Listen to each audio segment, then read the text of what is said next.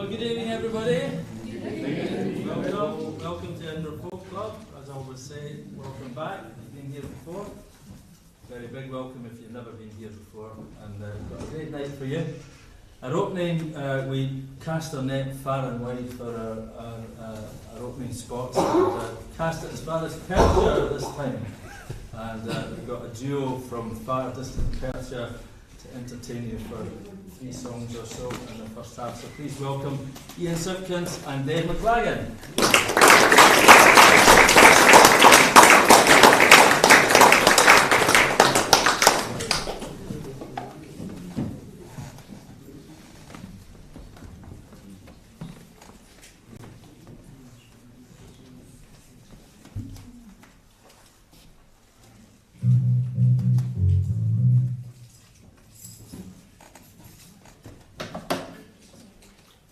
Good evening. Good evening. It's very nice to be here. It's a very unusual setup. It's like theatre in the round, isn't it? So if I don't look at you, I do apologise in advance. My name's Ian Simpkins, this is Dave McLagan, and we're from deepest, darkest Perthshire. And we used to be in a band, but we decided the duo was much more comfortable. Our band was a 4-piece band, and it was called Dangerous Age.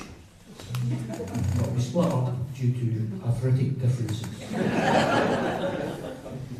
So Dave plays bass, guitar and melodion, which we hear in the second half. And we try to be as eclectic with our music as we possibly can. But this first 3 songs will be sort of Americana type songs. But we try to be as eclectic. As I say, we tread a fine line between well-known and the obscure. And we might have erred a wee bit on the obscure side tonight. So. Anyway, this first song is written by Cheryl Wheeler, an American singer-songwriter. And I learned it from the singing of a man called John Ball, who's a fantastic bluegrass guitar player and singer from Montana. I went to a bluegrass school about 10 years ago. Now, I'll never be a bluegrass guitar player as long as my arse points south, but I did learn quite a lot about flat picking guitar from this guy, and he sang this fantastic song, and I just had to have it. And it was a sort of a minor hit for Maura O'Connell, and after she had a hit with it, Cheryl Wheeler decided to write a bridge for it, which is most unusual. I've never known that happen with a song before. It's been published and put on an album.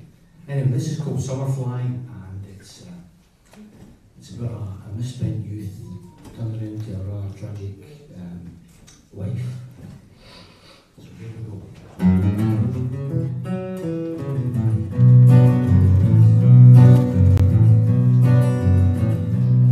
In another younger day, I could clean the time away in the universe inside the room, and the world really mine from June till September. And if it wasn't really so, I was lucky enough to know, and I was lucky enough to wonder why. Starry night was all I remember. Summerfly was buzzing every night when I was young, in the gentle world my childlike senses deep.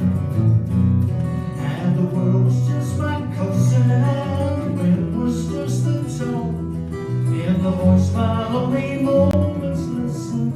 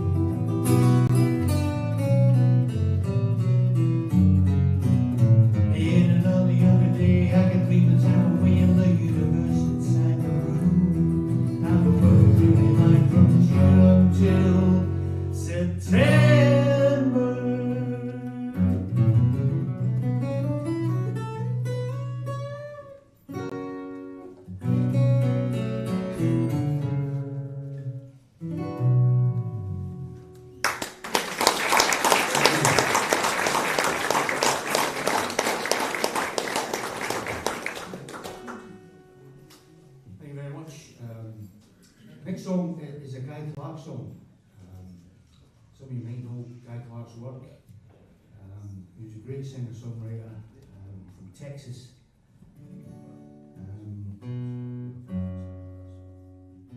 And the first time I heard the song, I was absolutely it blew my socks off, because I thought, here's a man who's written the story of my life.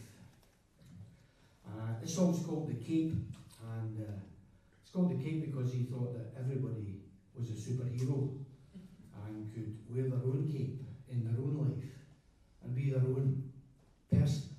And that's what I love about this song. So it's 3 phases of life. It starts off with an 8-year-old lad who climbs up on the garage roof, puts a makeshift cape around his neck made from a flour sack, and thinks he can fly.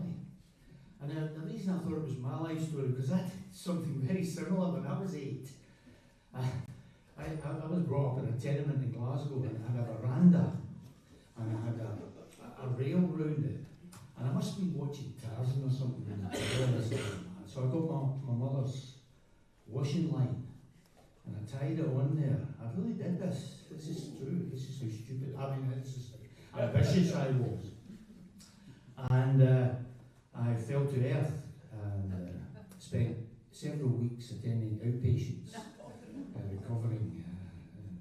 Took all the skin off my hands.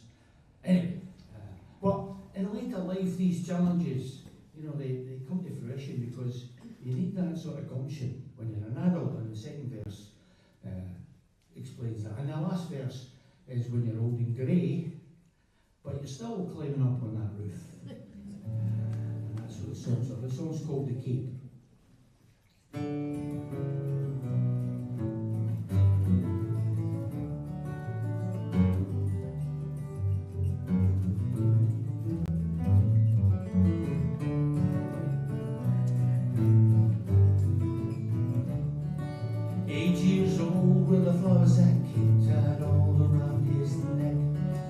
He climbed on that garage roof, he's figuring what the heck.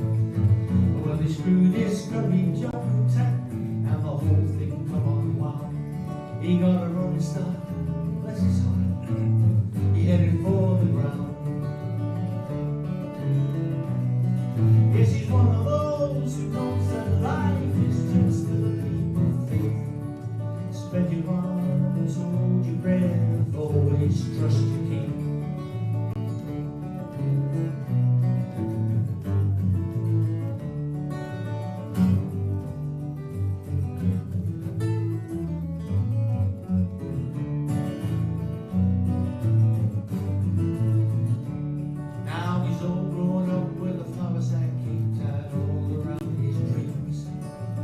He's full of piss and vinegar, and he's busting at the seams. Oh, if he licked his finger and checked the wind, it's gonna be do or die. He wasn't scared of nothing, boys. He was pretty sure he could fly.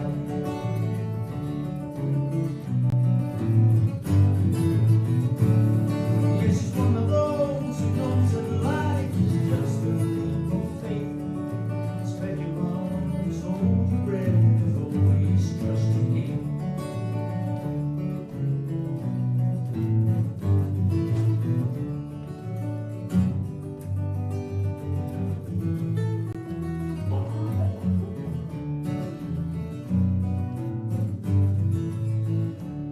Now he's old and grey with a flower sack tied all around his head. While he's still climbing on the roof, and he will be till he's dead. Now all these years the people said he was acting like a kid. He didn't know he couldn't fly, so he did. Yes, he's one of those who knows that life is just a leap of faith. So spread your arms, hold your breath, always trust your king. Yes, he's one of those who knows that life is just a leap of faith. Spread your arms, hold your breath, always trust your king. Spread your arms, hold your breath, always trust your king.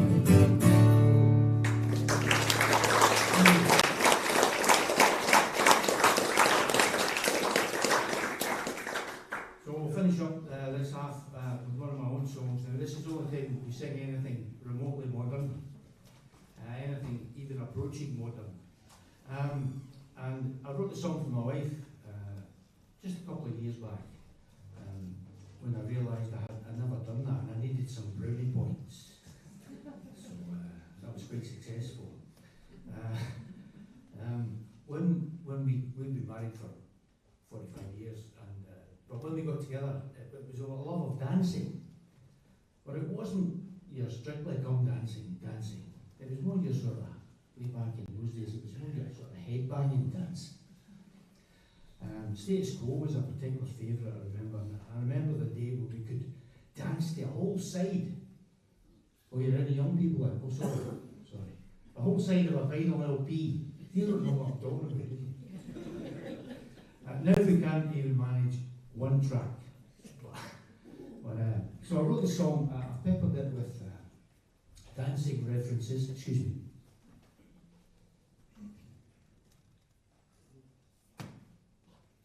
And I've written it in waltz time, and that's as close as I get to being organised.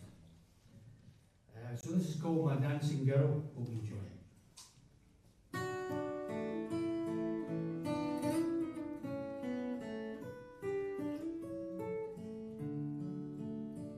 She's an old-fashioned girl, but light on her feet.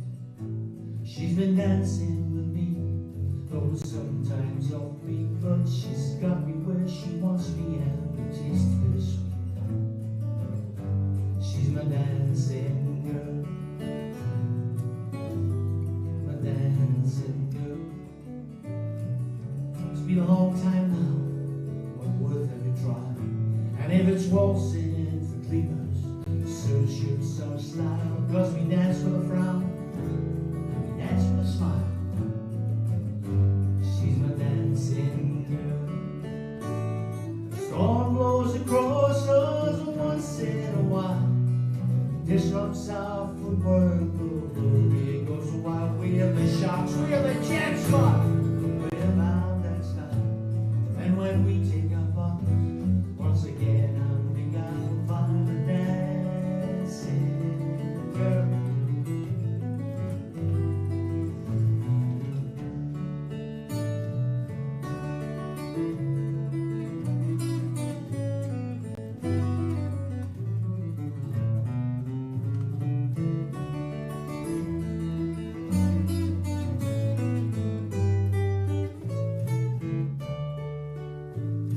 We don't dance sober, we sure don't dance sane. We don't give a damn what anyone says, cause our heart song demands our own dance craze. She's my dancing girl. When the music changes, so does the dance. Downbeat or up-tempo, we take a chance. If the music stopped, would there be no more romance for my dancing girl? Storm blows across us once in a while, it disrupts our footwork, it goes a while. We're the sharks, we're the jet spot, without that style. But when we take a part, once again I'll be guided by the dancing girl.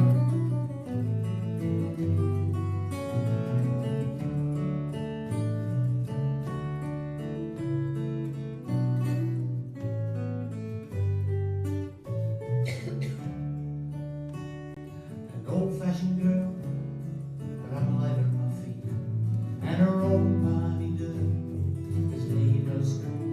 Yeah, I've got her where I want her, man. The taste is so sweet. She's my dancing girl,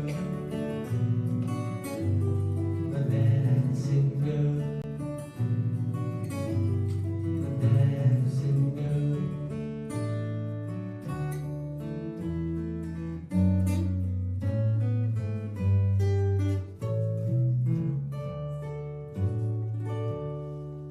Thanks for listening. Thank you.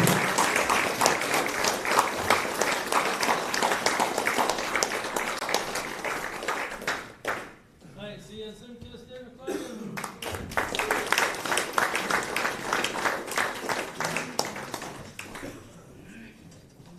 Well, those of you who were here a couple of weeks ago will have enjoyed Mr. Tom McConville, who at one time formed half of a duo with tonight's guest, who also went on to have another long-running duo with Stu Luckley, and then after that he's been involved in various things like the Pitman Poets Project. He was the voice in Warhorse, and he's one of England's finest. Please welcome Bob Fox.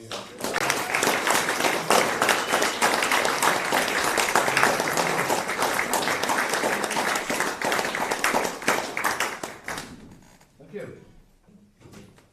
I have to say that I'm very, very glad to be here. I've had a long and very happy association with this folk club. So I'm pleased to be here this year, celebrating with you. Keep this over here. I'm going to start off with a fairly serious, quiet song, a song that was written by a friend of mine called Chris Leslie. Chris Leslie is one of the fiddle players in Fairport Convention at the moment. Chris wrote this song about the potato famine in Ireland.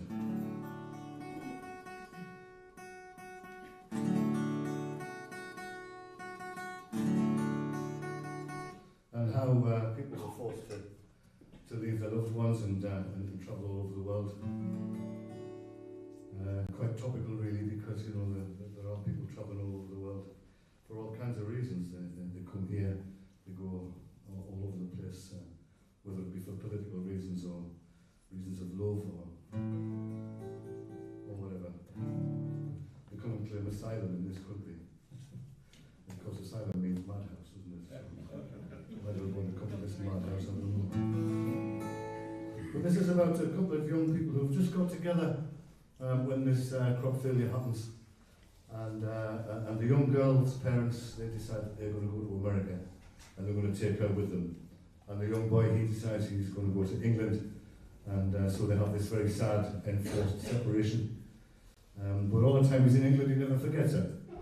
And that's reflected in the chorus that you can sing. It goes, so I keep her in my mind, there's a picture on my wall, my love is in America, my love could be anywhere at all.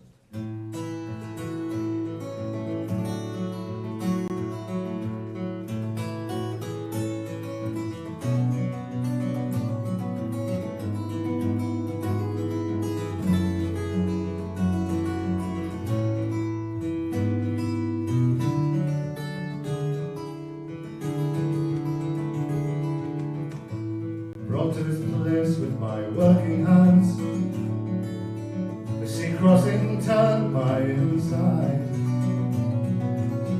We left to the sound of the marching band, and we sailed to the change of the tide.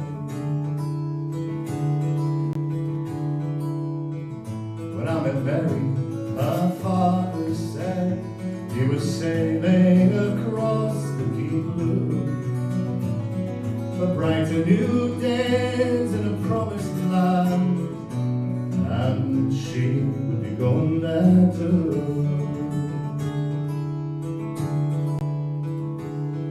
So I keep her in my mind, there's a picture on my wall. My love is in America, my love could be anywhere at all.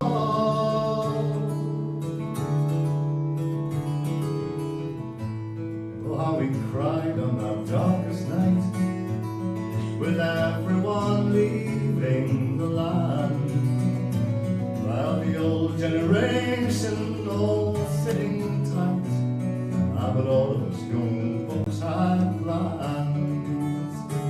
Now I'm using the name of another man just to get a good job for one bit, and I'll walk these strange streets for a better life. London's the bliss, so they say, but I keep her in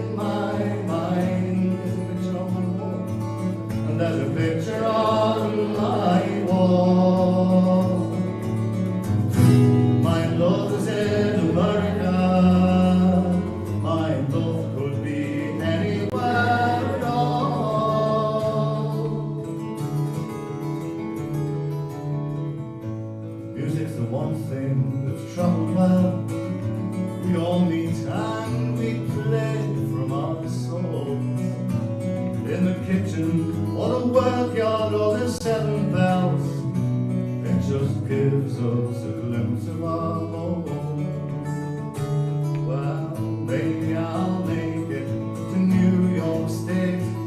Maybe I'll just up and go. Or maybe I'll get back to my hometown. I'll see if there's work, don't know. And I've sent many letters, but to no avail. The silence is deafening to me. Well, maybe she lives with another man far across in that new country. But until I know, I'll keep her in my mind. There's a picture on my wall. My love is in America. My love could be anywhere at all. Brought to this place with my working hands, and the sea crossing turned my side. We laughed to the sound of the marching band, and we sailed at the change of the tide. Now I keep her in my mind. There's a picture on my wall. My love is in America. My love could be anywhere at all. So I keep her in my mind. There's a picture on my wall. My love is in America. My love could be anywhere at all.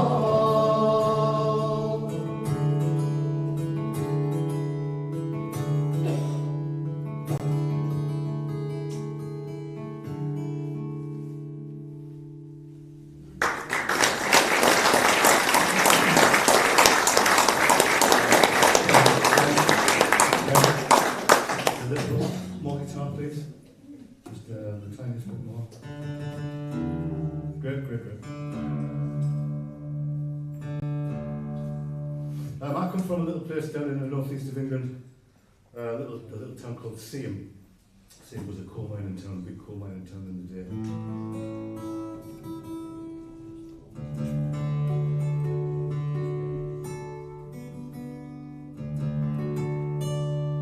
And the nearest big place to us was a city called Sunderland. And on a Sunday morning, my dad used to take me to Sunderland on the bus. And we would go to a big park in the middle of Sunderland, a park called Mowbray Park. And in Mowbray Park there was a big duck pond, and we would take bread crusts and feed the ducks and walk around the park. And the park was full of statues of very famous Sunderland people. And back then I didn't know who any of these people were until probably about 15 years ago I got involved in a project called the Northumbria Anthology. And that was a project to record lots of songs and stories about famous northeastern people. And on one of the CDs I got this song to sing, and it happened to be about one of the people who had a statue to him in this park in Mowbray Park, in Sunderland rather. And his name was Jack Crawford, and it turns out that Jack Crawford was a very famous man in history. He was just an ordinary working class lad from Sunderland. He worked on the keel boats with his dad on the River Wear. And then he ran away from home, ran away to London, joined the Navy, ended up fighting as a sailor on board the flagship of the British fleet in a great naval battle called the Battle of Camperdown in the year 1797. The British were fighting against the Dutch, and the Dutch apparently were giving the British a good hammering in this battle, and they were constantly shooting away the Union flag from the flagship's topmast, which of course is a sign of defeat, except that this little fella, Jack Crawford, every time they shot this flag away, he picked it up and shinned up the mast with it and nailed it back to the mast in defiance against the enemy. And they finally went on to win this great naval battle, the Battle of Camperdown, 1797. A couple of really important things happened that day, apart from them winning the battle. One was that there was a phrase invented that we still use today, and that phrase is, to nail your colours to the mast. But more importantly, from that moment on, the Union flag was known as the Union Jack, after Jack Crawford from Sunderland. And that might even be true.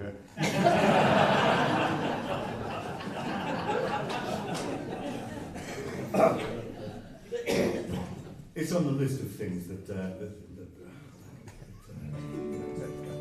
caused it to be called the Union Jack. Anyway, well, it has got a really great chorus for you to join in with. You were great in that first one. All you do in this one is you sing, nail this colours to the mast, nail this colours to the mast.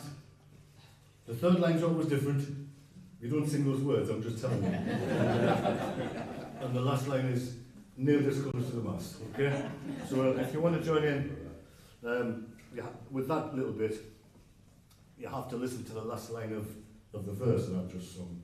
And you put that in as the third line of the chorus. So this is the story of Jack Crawford.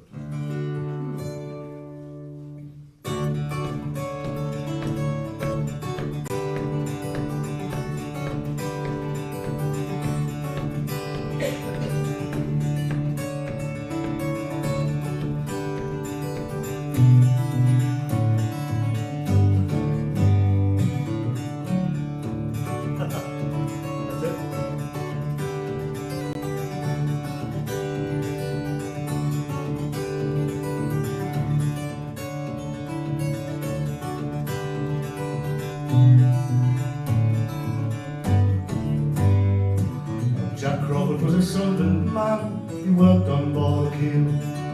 Up and down Weir Valley, he knew that river well. But then he joined the Navy, and amongst the cannons blast, there became the hero who nailed his colours to the mast. He nailed his colours to the mast, nailed his colours to the mast. There became the hero who nailed his colours to the mast. Jack sailed on board the Venerable, the flagship. He sailed into the channel, those Hollanders to meet. Well, the battle was encountered down and the shot flew thick and fast. And that's when Jack Crawford nailed his colours to the mast. Nailed his colours to the mast. Nailed his colours to the mast. And that's when Jack Crawford nailed his colours to the mast. 6 times the flag was shot away, and the chain shot flew like hail. The masttop fell to the deck and the fleet began to fail. But Jack Crawford, he picked up that flag and nimble to the last. He climbed atop the main and he nailed the colours to the mast.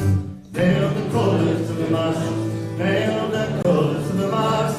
He climbed atop the main and nailed the colours to the mast.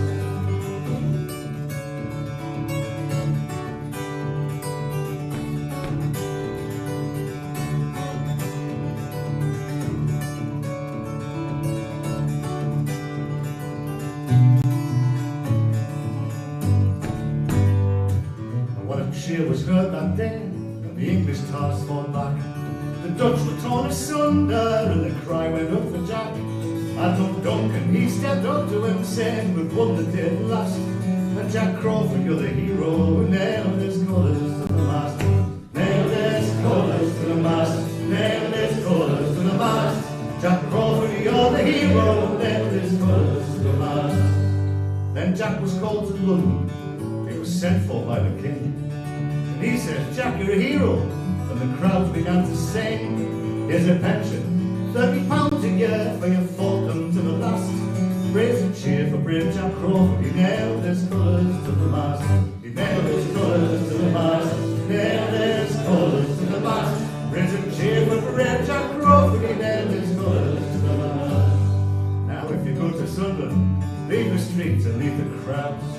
See the statue of him, it's standing there so proud. And when you're down in Mulberry Park, just pause as you go past. And remember brave Jack Crawford, he nailed his colours to the mast. Nailed his colours to the mast. Nailed his colours to the mast. Remember brave Jack Crawford, he nailed his colours to the mast.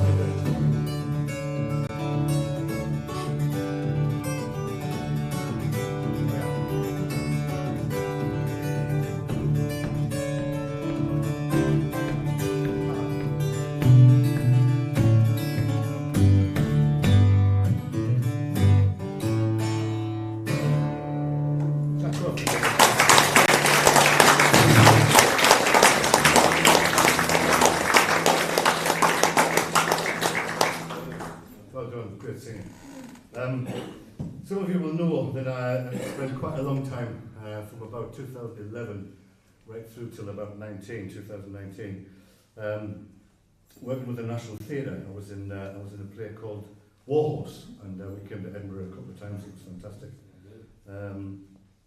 And I played the role of songman in this story, Warhorse. If you don't know the story, briefly, it's about a young farm boy in Devon.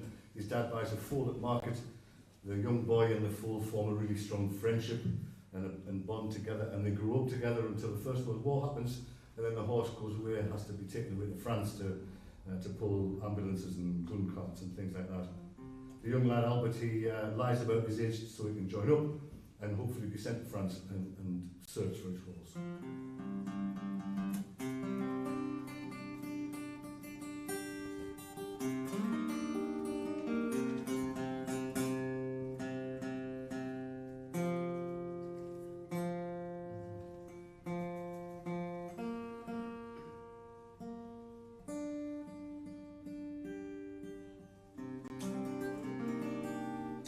And the role that I had was called Songman. Songman was an invisible character on stage. Nobody else in the story could see him. And so he was able to be there in all the different locations, all the different scenes. And he would quite often link scenes by singing a couple of lines from a song, or he would comment using a couple of lines from a song. But one of the most important things he did was he allowed a lot of time to go by in the story in just a short time on the stage. So young Albert and the foal, Joey, have to grow up over a number of years, and they do that on stage as he sings this song, my favourite song from the play, written by my mate John Tams. It's a sort of harvest cycle song. And at the end of every season, the year is turned round and another year has gone by in the story.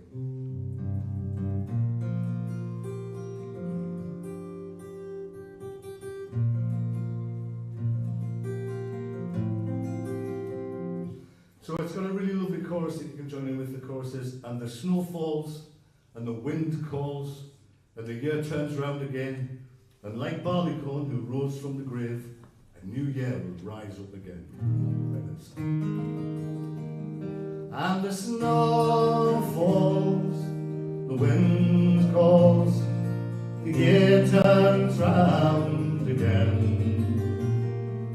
and like Barleycorn who rose from the grave, a new year will rise up again. And the snow falls, the wind calls, the year turns round again. And like Barleycorn who rose from the grave, a new year will rise up again.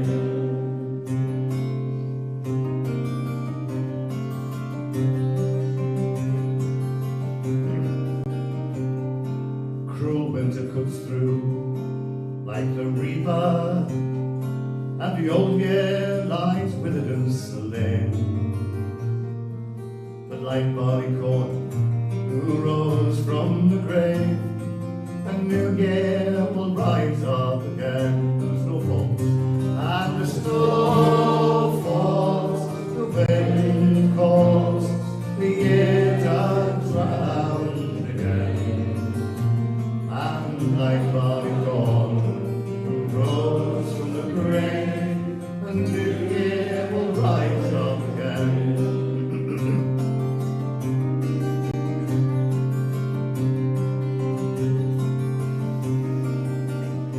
And I'll wager a hatful of guineas against all the songs you can sing, that someday you'll love, and the next day you'll lose, and winter will turn into spring.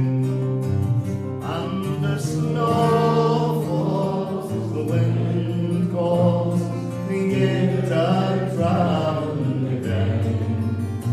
And like Barleycorn who rose from the grave, a new year will rise up again.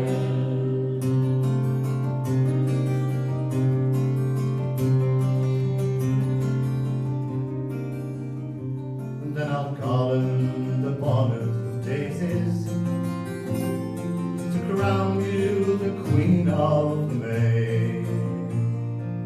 And all shall behold the seasons unfold as surely as night follows day.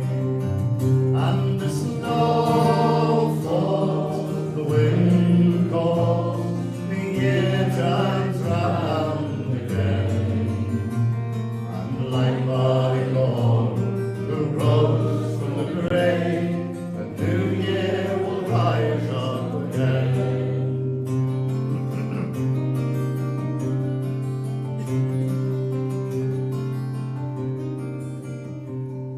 And there will come a time of great plenty, the time of good harvest and sun.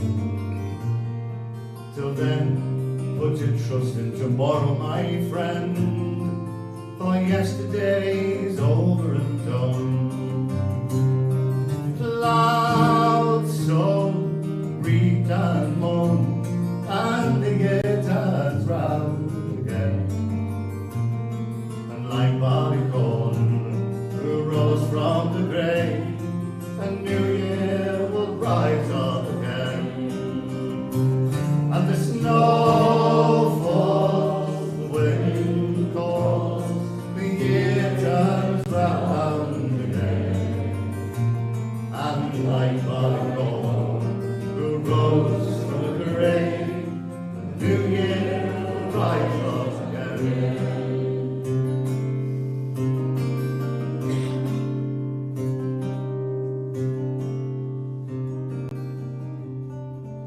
Then cruel winter cuts through like the reaper, and the old year lies withered and slain.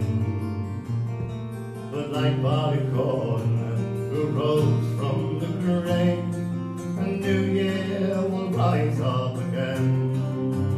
And the snow falls, the wind calls, the year turns round again.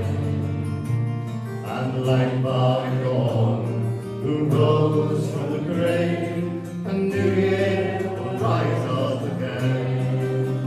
Then Phoebe arise, a gleam in her eyes, and the year turns round again. Like barleycorn who rose from the grave, a new year will rise up again. A new year will rise up again.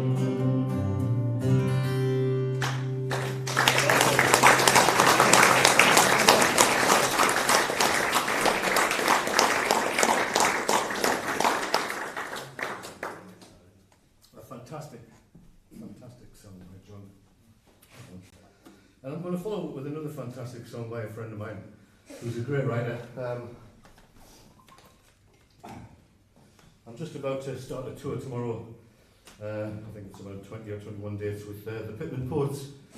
We've been together now for quite a long time, and the last couple of tours that we've done have both been our final farewell tours.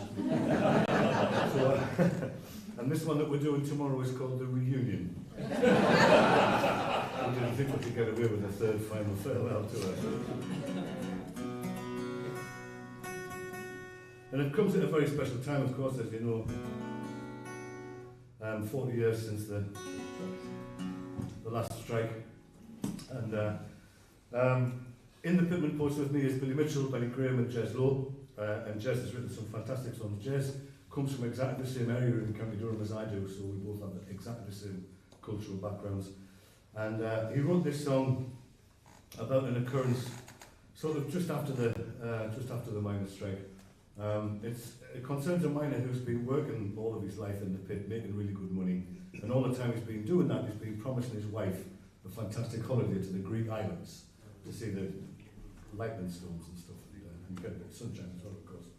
And of course, he makes all these promises for years and years and years, and then after the 84-85 strike, when she finally got what she wanted and started to close all the pits everywhere, he loses his job and he ends up sinking into an alcoholic depression. He ends up on the dole with no chance of being able to take her on this holiday he's always promised.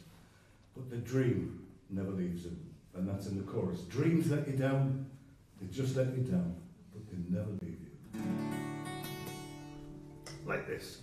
Dreams let you down, they just let you down, but they never leave you. Oh, they never leave you. Give it a try. And dreams let you down, they just let you down, but they never leave you. They never leave you. Very much set in County Durham, this song.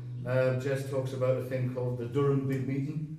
Its first title was the annual Durham Miners Gala, but we all knew it as the Big Meeting, when everybody who worked in the coal mining industry, all the lads and their families, would all gather together on a field beside the River Wear in Durham.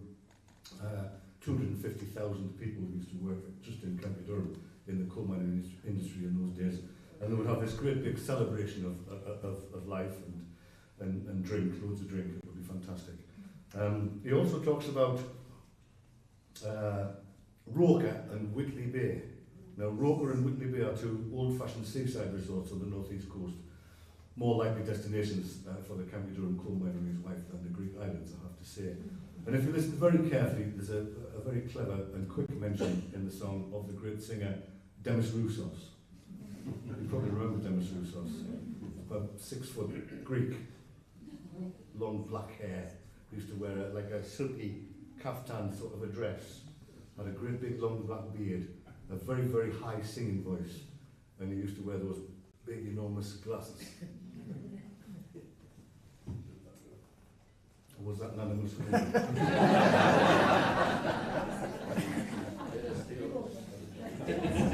don't think I ever saw Anonymous Guru and Demis Roussos in the same room at the same time. Dreams let you down, they just let you down, but they never leave you.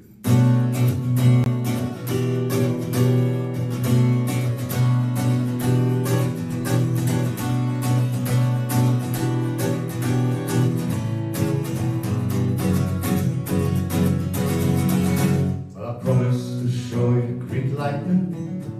All in your heart it was easily won, away from the drinking and fighting, with nights in the tavern and days in the sun. How we would leave drunken Saturday nights and cold damp Wednesday sign-ons and see new skies all riddled with Greek lightning. Yes, I promised to show you Greek lightning. Oh, in your heart it was easily won. The words had a sound so exciting, just like they always did. I should have known, 'cause time standing on and you watched as I fell into booze, bloody bad temper and hell. But I always just managed to win the talk of Greek lightning. 'Cause dreams let you down, they just let you down. They never leave you. Oh, they never leave you. And dreams let you down, they just let you down. They never leave you. They never leave you.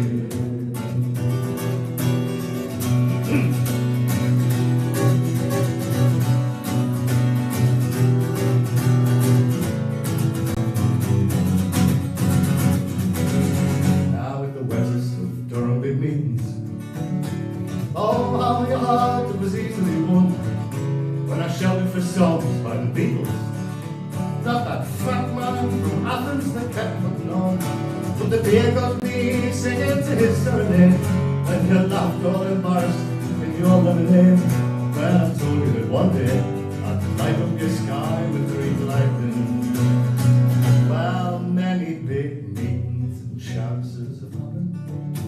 Oh, since your heart it was easily won, the hopes have grown slim and I've fattened. On the 6th, 9th and 9th, tell me don't when it's gone, and I'll be drunk, it's tears all over your hands. And then I call you a cow, and then I think of your mum, and then I look at the skies. in the pan of green lightning. Cause dreams let you down, they just let you down. They never leave you, oh they never leave you. And dreams let you down, they just let you down. They never leave you, they never leave you.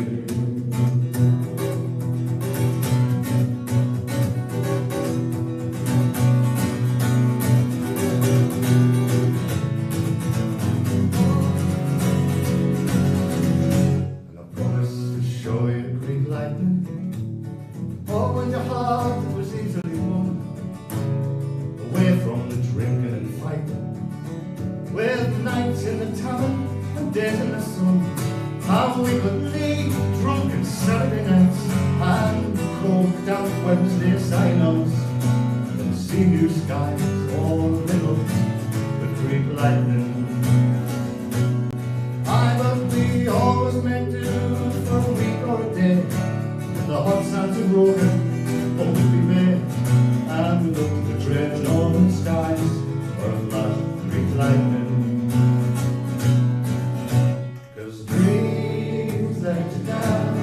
Just let you down. They never leave you, oh they never leave you. And to be let you down, they just let you down. They never leave you, they never leave you.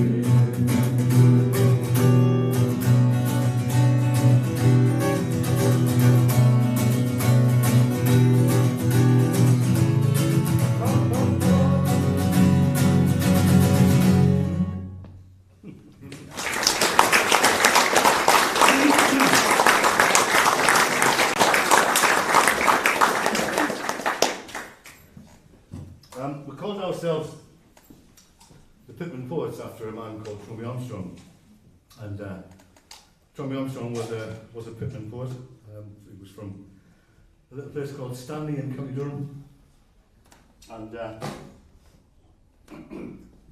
he was completely uneducated. Wrote about, I don't know, 30 or 40 fantastic songs. A lot of them, well, all of them about the local community that he lived in. Some of them were about disasters and strikes, some of them were about more humorous events.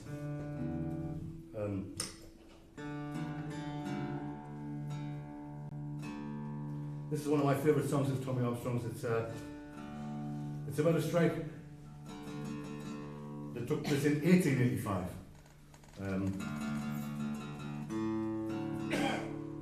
And strangely, almost exactly the same outcome.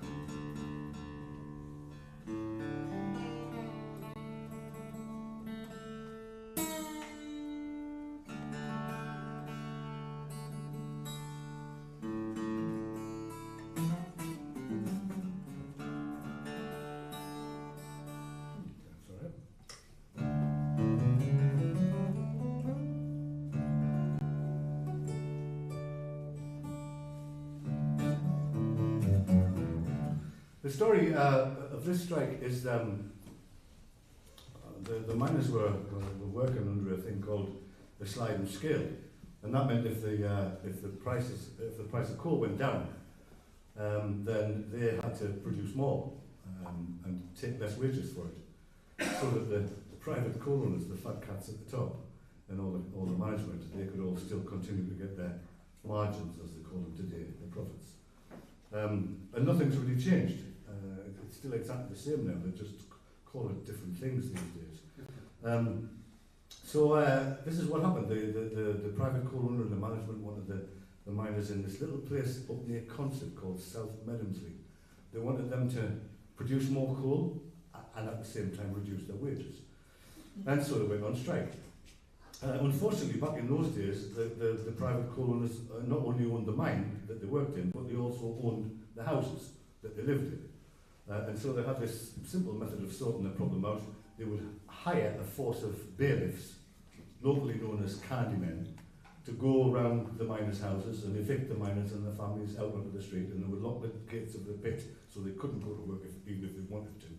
And that was how they solved the problem in those days. So Tommy wrote the song, The Miners of South Meadowsley. What the miners would do, they would lock them, when they knew that the evictions were going to happen, they would lock themselves in the houses, they would lock the doors and bar the doors, and they would climb up out onto the roofs. And the bailiffs, the candymen, they would turn up at the village with a big force of policemen, or policers as we called them, and because they had to be protected. And other members of the community from other villages, they would come as well, and they would kind of throng in the streets and try and stop these evictions from happening. So Tommy had this fantastic idea that all the miners that were on strike would get a hold of all of these bailiffs, and they would stuff them into the big soup pans that were being used to make broth and soup to feed the striking miners and their families. And they would make up this big thick stew made from boiled up candymen. And then they would get all the fat cat masters, the rich, the coal owners, and for the rest of their lives, they would have to live on this soup made from boiled up candymen. Now, I have written to Keir Starmer and suggested that he puts it in the manifesto. And I got a letter back saying Angela Rayner has already suggested it.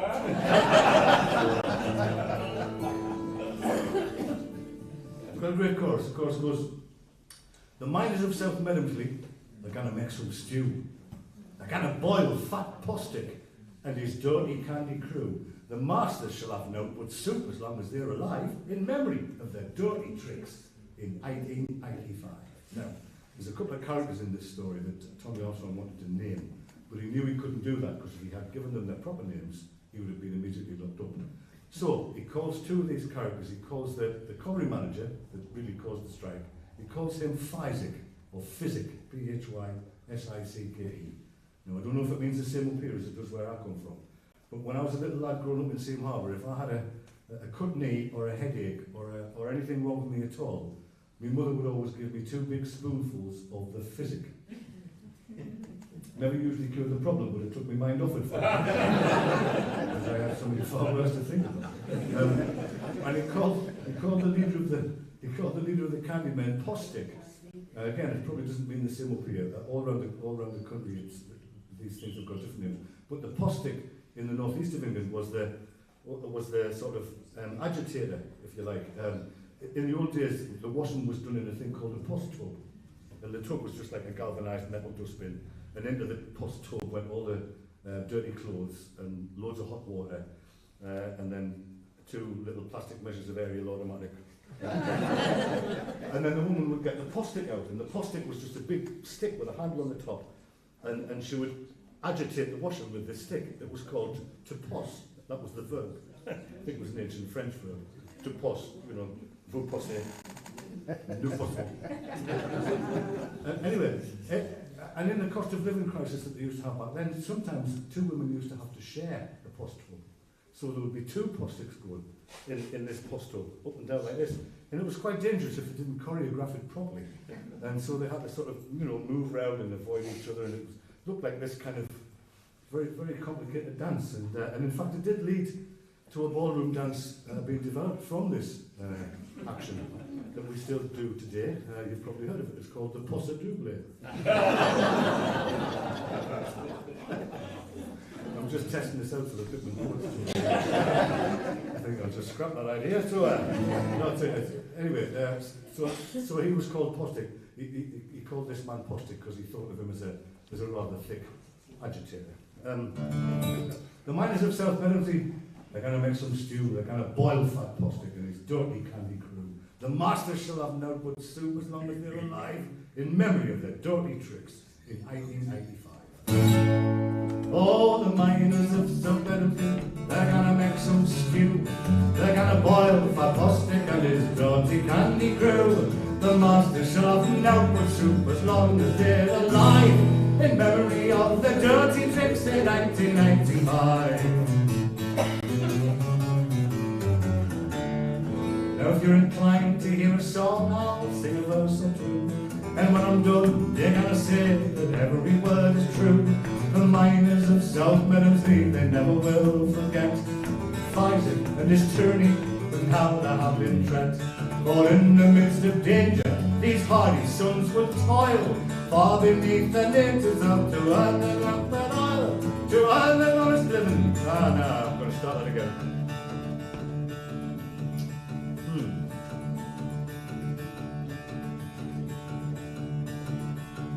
If you're inclined to hear a song, I'll sing a verse or two.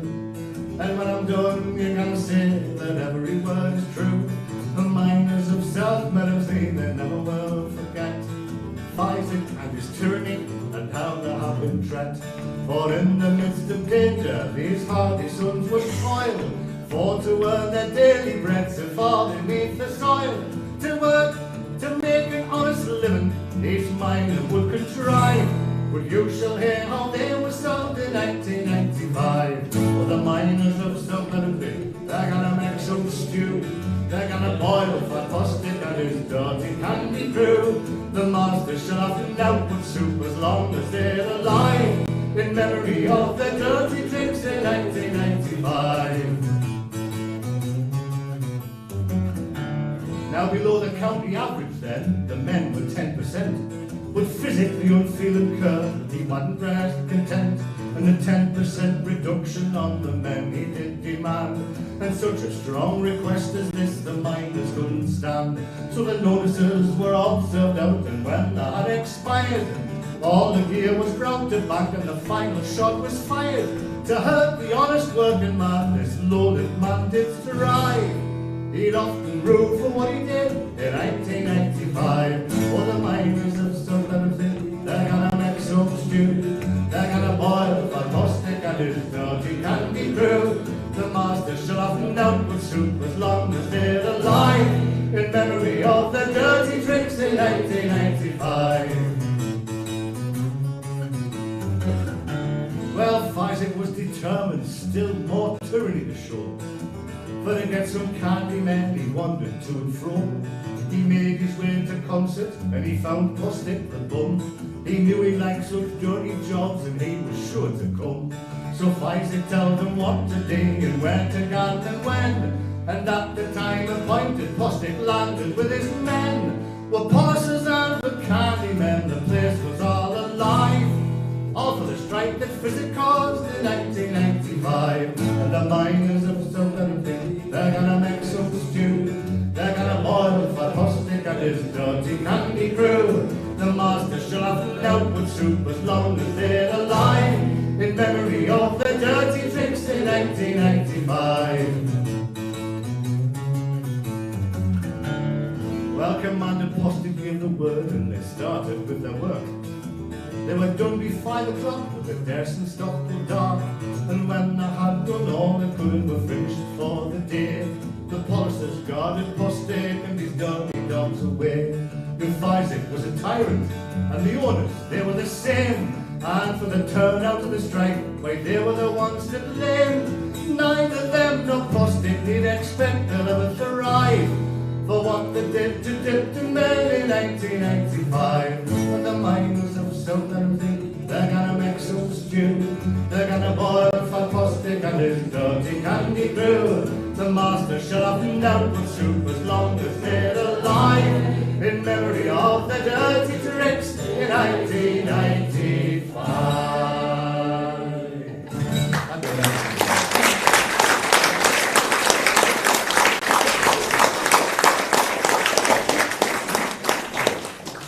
Thank you very much. I'll finish off this first half with another song, coal mining related.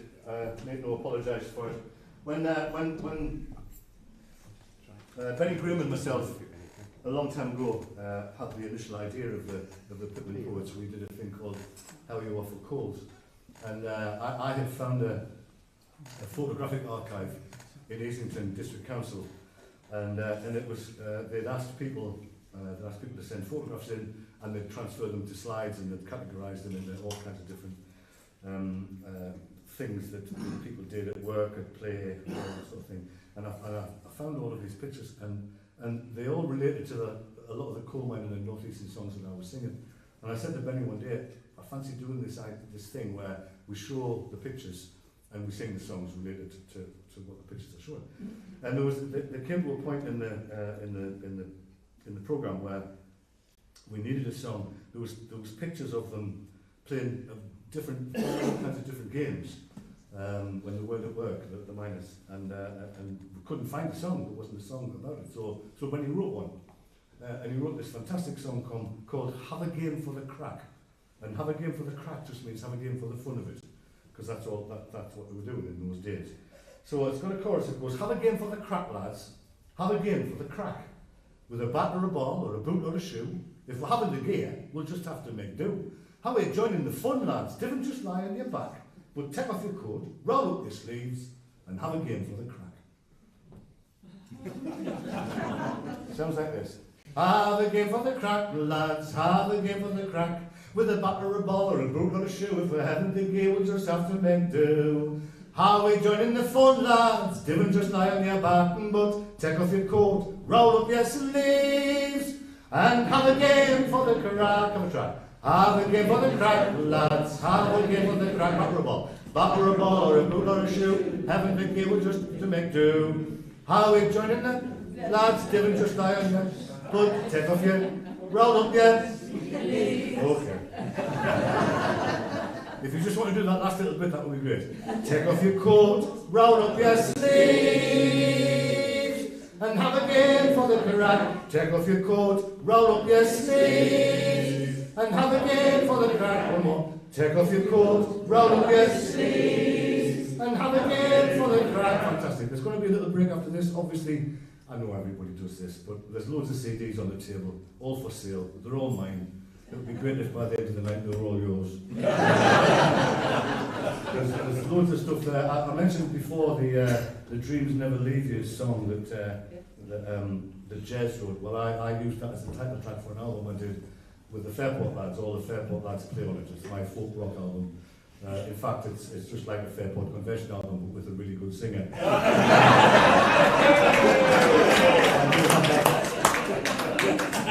I do have that for sale over there, £10 only. I also recorded all the songs from the Warhorse play on an album called A Garland for Joy, that's over there. And also, because we're not coming up to Scotland with the Pitman Poets show, I have brought all 4 Pitman Poets albums. Okay. So take them home and listen to them and hear what you mentioned. Alright, here we go. Have a game for the crack, lads, have a game for the crack. With a bat or a ball or a boot or a shoe, if we're having the gear, we'll just have to make do. How we joining the fun, lads? Don't just lie on your back, but take off your coat, roll up your sleeves, and have a game for the crack. In the summer we're playing at handball on the publican's land at the back. Just chalk on a wall with a hard rubber ball. Well, what could be simpler than that? When it's fast, exciting and skillful, have a go and you'll soon get the knack. Just take off your coat, roll up your sleeves, and have a game for the crack. Have a game for the crack, lads, have a game for the crack. With a bat or a ball or a boot or a shoe, if we're having the game, we'll just have to make do. How we joining the fun, lads? Don't just lie on your back, but take off your coat, roll up your sleeves, and have a game for the crack. In the winter it's out with the football, your street against mine for the cup. Need for the fancy equipment and all. 2 coats on the bottom rolled up. That will make day for the goalpost. Do you want to play forward or back? Just take off your coat, roll up your sleeves, and have a game for the crack. Have a game for the crack, lads, have a game for the crack. With a bat or a ball or a boot or a shoe, if we're having the game, we'll just have to make do. How we joining the fun, lads? Don't just lie on your back, but take off your coat, roll up your sleeves, and have a game for the crack. Well, it's good to be out in the open, away from the pit for a while. With handball, football, cricket or out, how will that show us his style? Get some fresh air in your lungs, lads, don't just lie on your back, but take off your coat, roll up your sleeves and have a game for the crack. Last chance. Have a game for the crack, lads, have a game for the crack. With a bat or a ball or a boot or a shoe, if we're having the game, we'll just have to make do.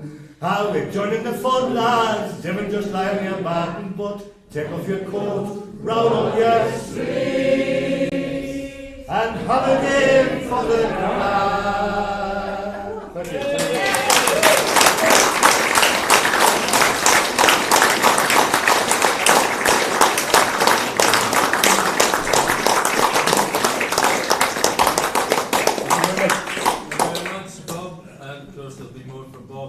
the second half. There is going to be a second half after a short interval. During that interval, there will be raffle tickets for sale, you know the drill. And as Bob says, there's CDs for sale at the desk, and also Tradfest programs as well. Tradfest kicks off on Friday, so you can pick up one of those there as well. So we'll see you in about 15-20 minutes.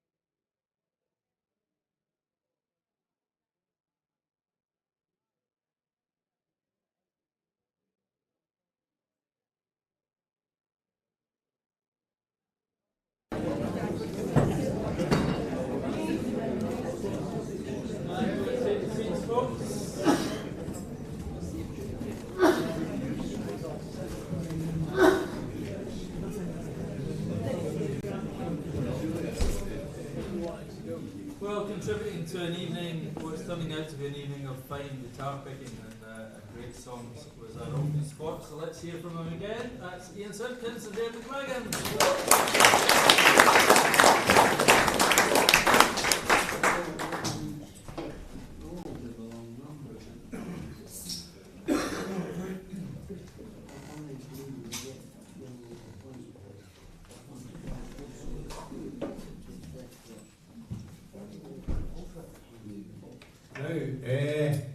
Ian and I are going to play a couple of tunes for you. Now, they're two American tunes, and they were written 126 years apart, but not by the same person. The first one's by who I think was a bit of a genius, a guy called Stephen Foster, who wrote Beautiful Dreamer and Hard Times Come Again No More, Oh Susanna, stuff like that. He died at 38 years old. So the second one is by a guy called J. Unger, which was written in roughly 1982, and it's called A Shokin Farewell. So hopefully it'll go okay.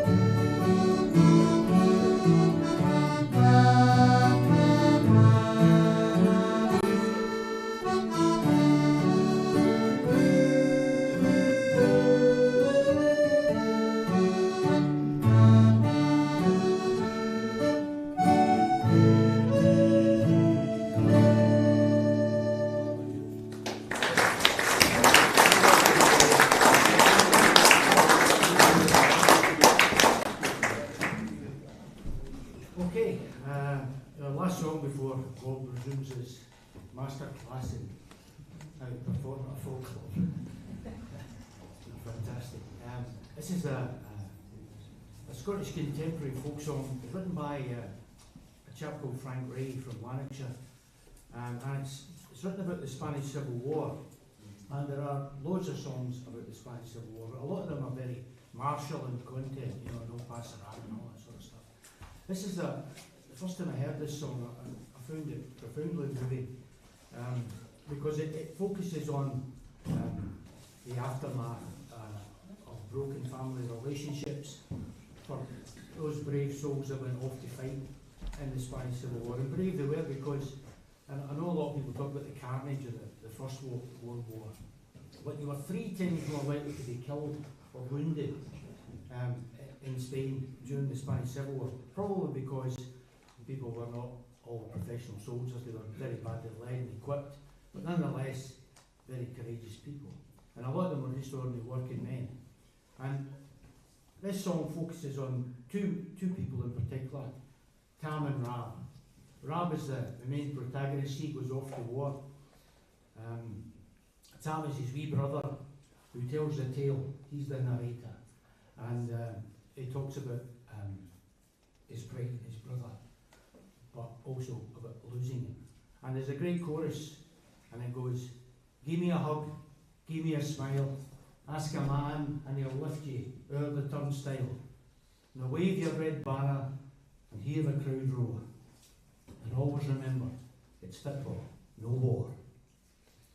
And that's another great message for the song. It could sometimes be taken a bit more to heart. So.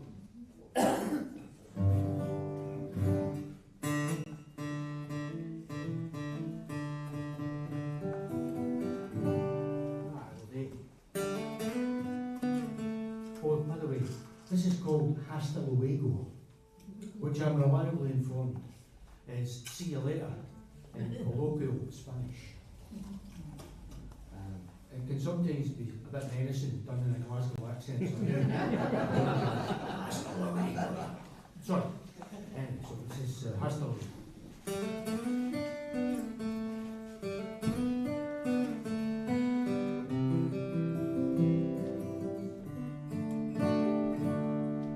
Rob didn't go to the football that day. Well, the league it was almost won anyway.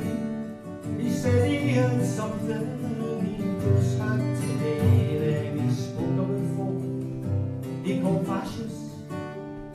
He said, "You're old enough now, Tom, to go on your own, and I know that you can right busty guitar. And I was late to tell him where he was going, but he said he was headed for Paris.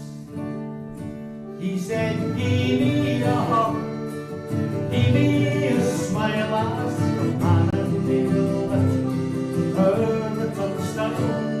Now wave your red banner and hear the crowd. My ways remember, it's football no more.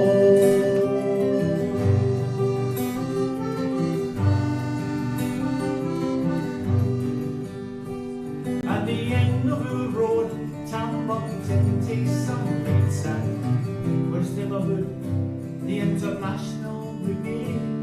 They said he was daft, he said he couldn't be marching to Spain with his brothers. I Tam tell them all that for him it was clear, if we don't fight them there, we'll soon fight them here. He asked them to join him, said there's nothing to fear, just as long as they all stood together. He said, give me a hug, give me a smile, as the man and the turnstile. Wave your red banner and hear the crowd roar. I ways remember, it's been more no more.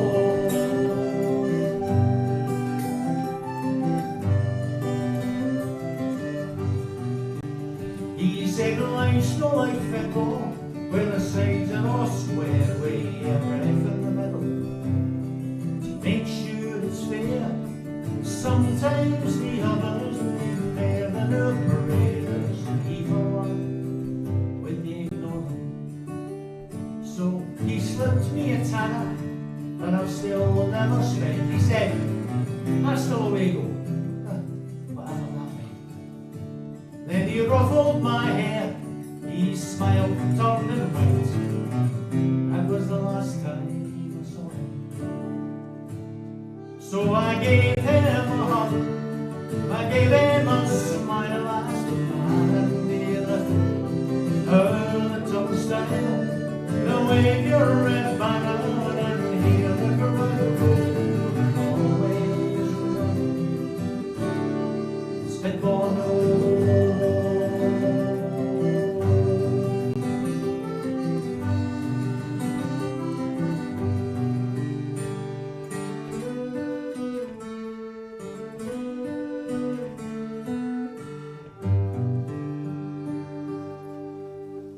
Thank you very much.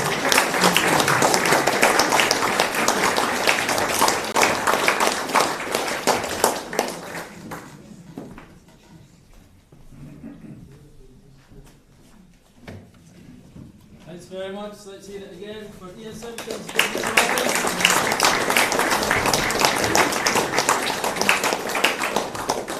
Lovely set, guys. Thank you very much. Okay, raffle time. So what could you win? You win a mystery box. You could win a bundle of CDs. You could win 2 tickets for next week. That's the Quigs, Stephen and Pernil Quig. Or you could win, of course, a box of Maltesers. Or a choice of one of Bob's CDs. So, Rafflemeister.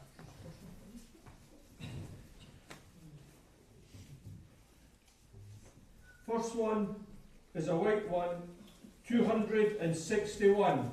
Yay! What would you like? Bob's CD. Bob's CDs, okay. Is this not a white one? There's another one here, the same number. Another white one. That's 261, isn't it? Is that what you said? No, 241. No, 261. No, it's. That would like Let's see. Has that got a border on it? Oh yeah. Yeah. What? So let's see who's on. Sure, 261. 261.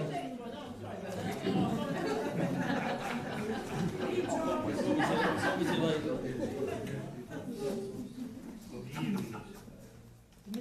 The mystery box.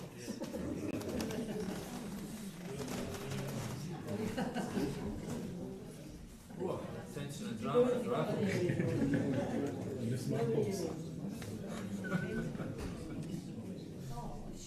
Yellow, 324.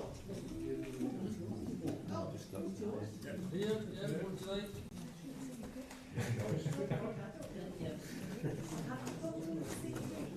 Bundle of CDs. Yep.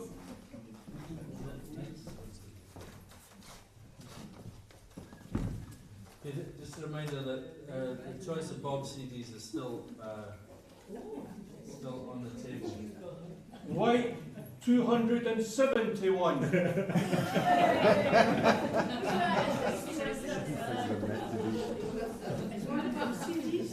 Yes, yes. Oh, yes, I like that. Okay.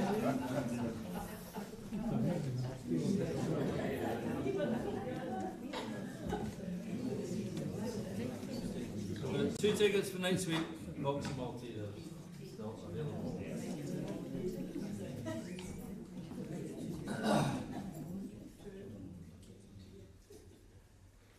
Yellow, 213.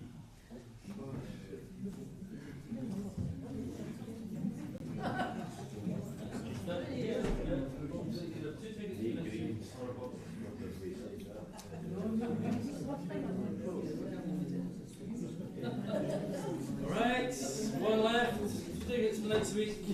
Stephen and Pernil Quig. Stephen, of course, an ex-McCalman.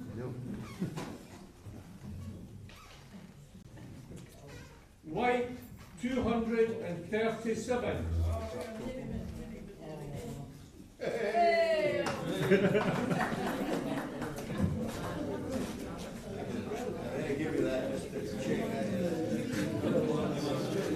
Alright, thank you very much everybody who bought raffle tickets or contributed to the folk club economy. Well done to everybody who won something.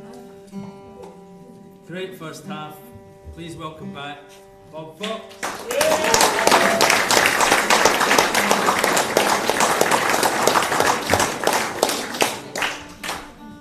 Thank you.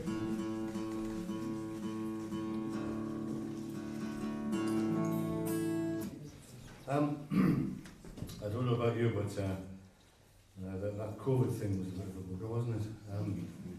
It did allow me to catch up with a lot of television programs that I missed the first time around.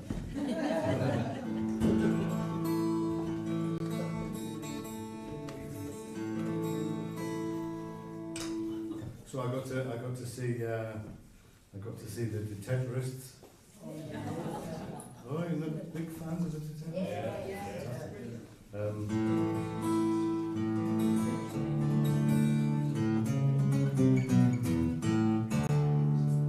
And I also watched a thing called, I think it was called Jamestown, and it was about early English settlers going across to Virginia in America and forming a little settlement.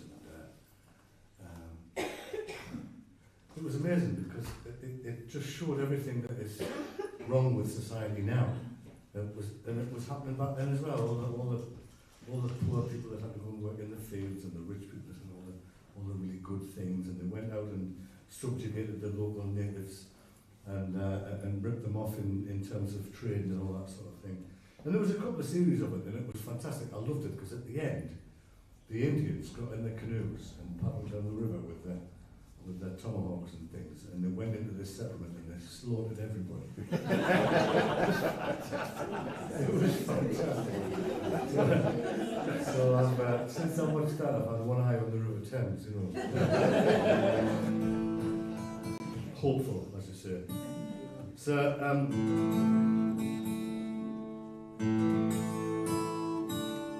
come on.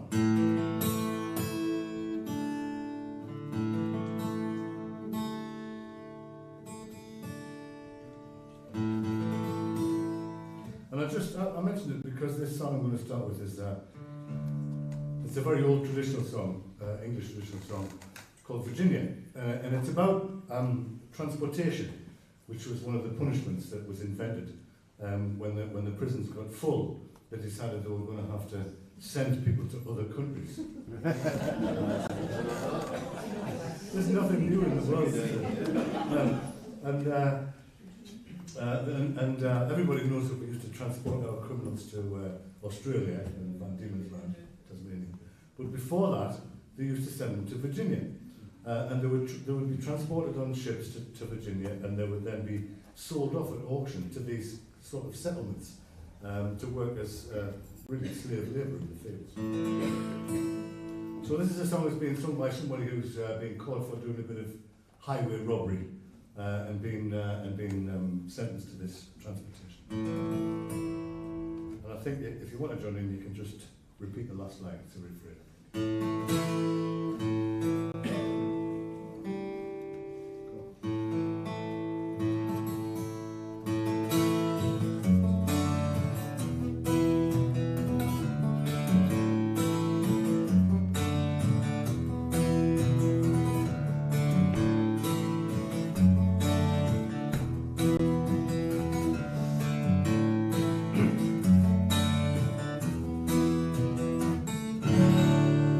Now come on, you young fellas, wherever you may be, come listen a while and I'll tell you. For it's many's the young man myself I've seen, more fitted to serve than to die on the string. But those hard-hearted judges, how cruel they have been, for they've sent us poor lads to Virginia.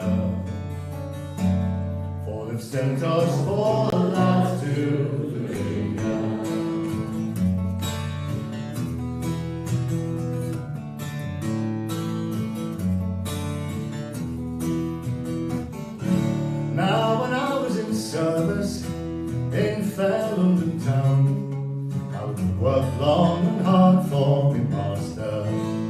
till those pretty young ladies, they led me astray, and the work I neglected for sport and for play, and for to maintain it, robbed on the highway, and for that I was sent to Virginia,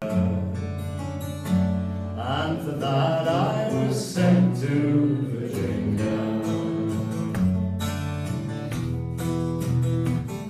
Well, when we got to Virginia, that cold, shameful place that now I recall in the story, our captain he stood with a whip and a cane, and he bargained for us, poor souls, out of hand. Like horses they yoked us, that ploughed the sod men, and they sold us for slaves in Virginia, and they sold us for slaves in Virginia. Now when I robbed on the highway, well, I lived at the ease.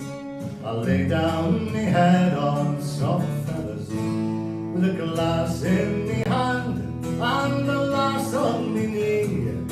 No robber in England lived better than me.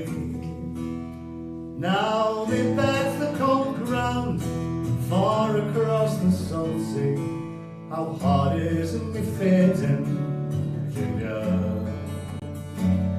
How hard is me fate in Virginia?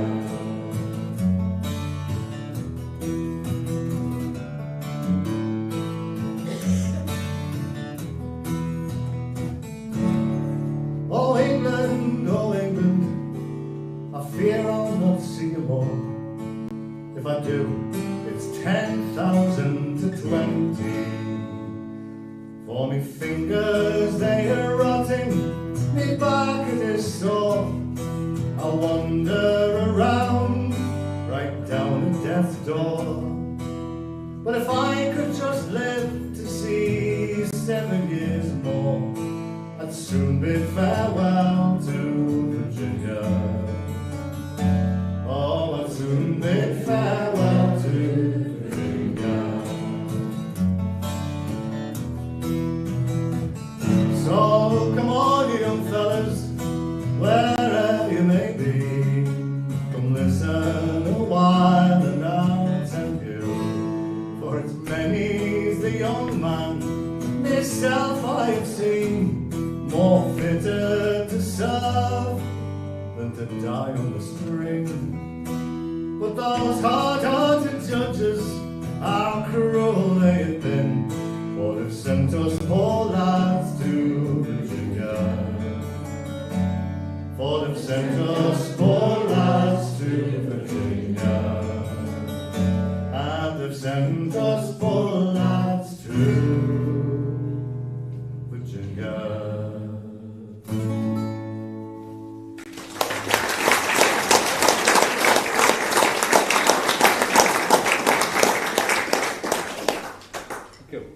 I love the old traditional songs.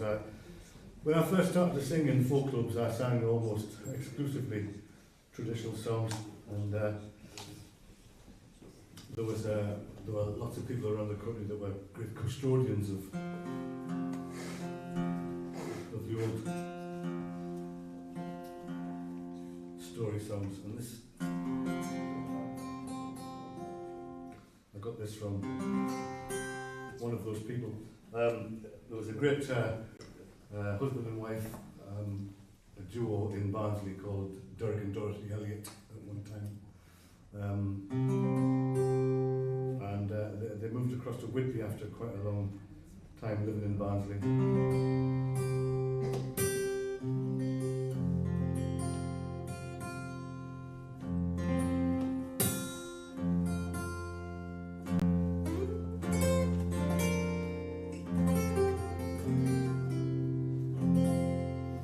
Song from Derek Elliott when he'd moved to Whitby.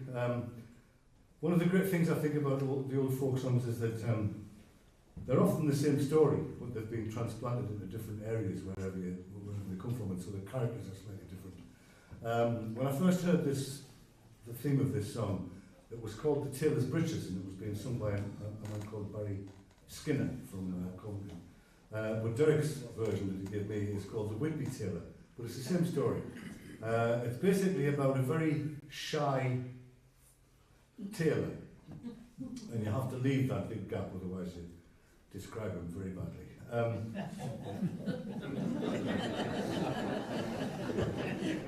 And he's got no friends, he's got no social life, he just spends all of his time in his workshop making clothes.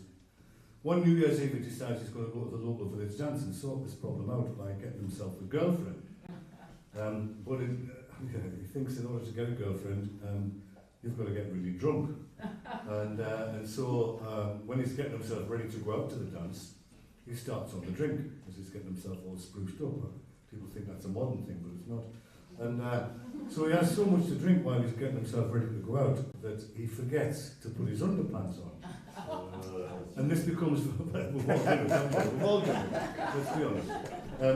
But this becomes very important later on in the song, because he does meet a nice young girl, and she sits him down and she pays him lots of compliments, and he doesn't know how to respond, because he's never been in that situation before. And the only thing he can think of to impress this woman is to suggest that they swap clothes. But it's also very common in folk songs, you know.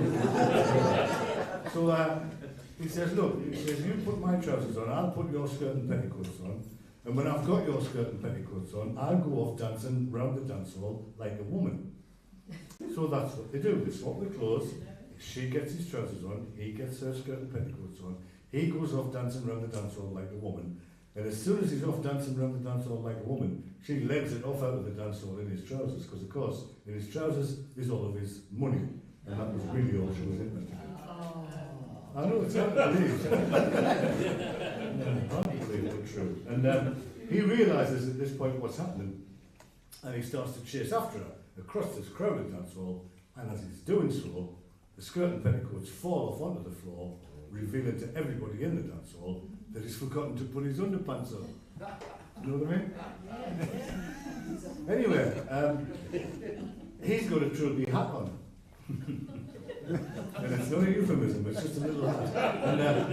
And he manages to get this hat off and use it to his advantage in this story. It's got a great sort of refrainy sort of thing that you can do.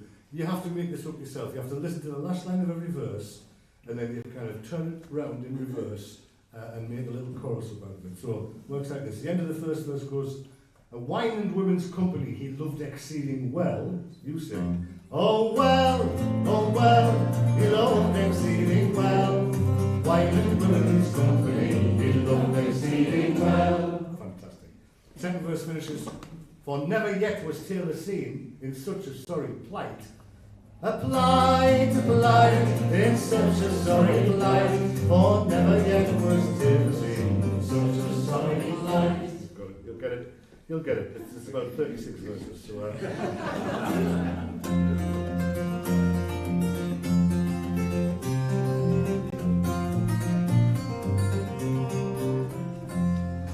it's of a brisk young tailor, a story I'll relate. In a village near to Whitby town, fine garments he create. In a village near to Whitby town, this tailor once did dwell, and wine and women's company he loved exceeding well. You know it. Oh well, he loved exceeding well. Wine and women's company he loved exceeding well.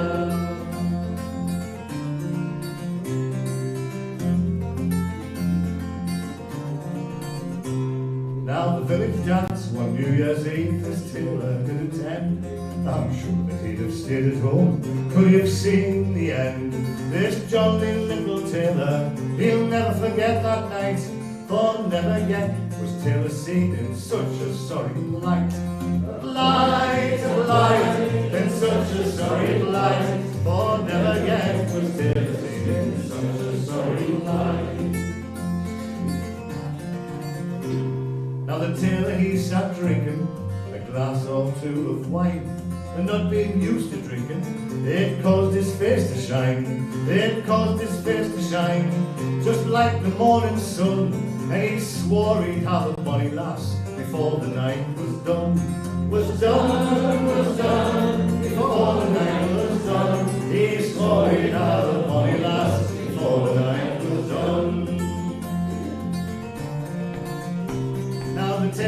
danced and sang, he had whiskey, many a tot. That jolly little tailor was the merriest of the lot. He danced with ladies old and young, he swung them round and round. Then one fair maiden took his arm, she asked him to sit down. Sit down, sit down, she asked him to sit down. One fair maiden took his arm, she asked him to sit down. Well, she took him in her arms, she called him her dear honey. But as they sat a talking, she was thinking of his money. She was thinking of his money, when the tailor smiled and said, if you lend me your petticoats, I'll dance like a maid.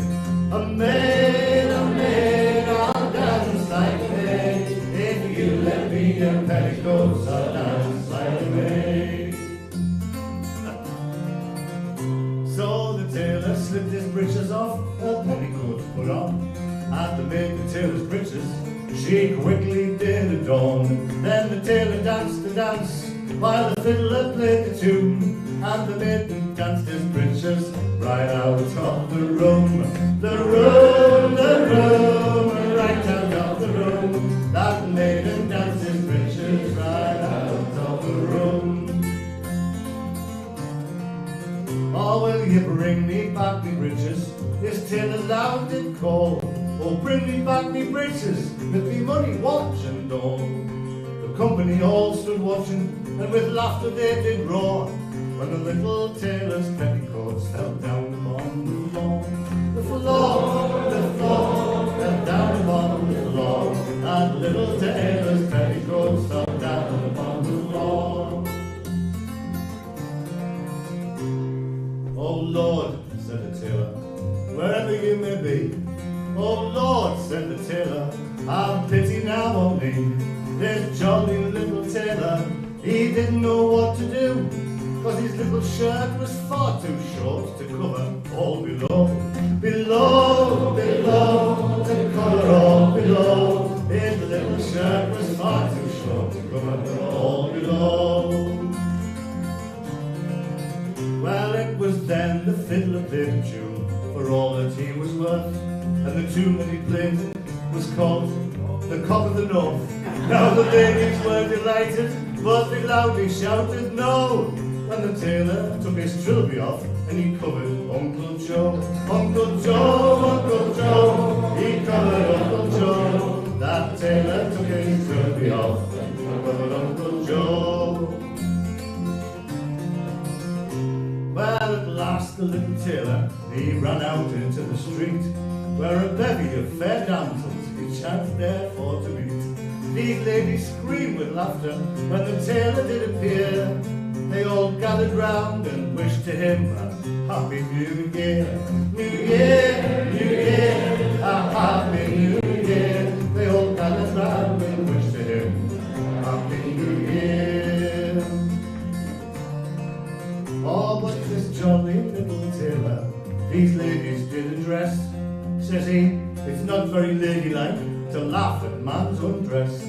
The ladies to the tailor said, give us no more of that. If you call yourself a gentleman, why don't you raise your hat? Your hat, why don't you raise your hat? If you call yourself a gentleman, why don't you raise your hat? So in that village near to Whitby town, there's old men living yet. They'll tell you of a famous dance they never will forget. Old ladies too will tell you of the dance they love the best, when the jolly little tailor he showed his cuckoo's nest. His nest, he showed his cuckoo's nest. That jolly little tailor showed his cuckoo's nest. Showed his nest, he showed his cuckoo's nest. That jolly little tailor showed his cuckoo's nest.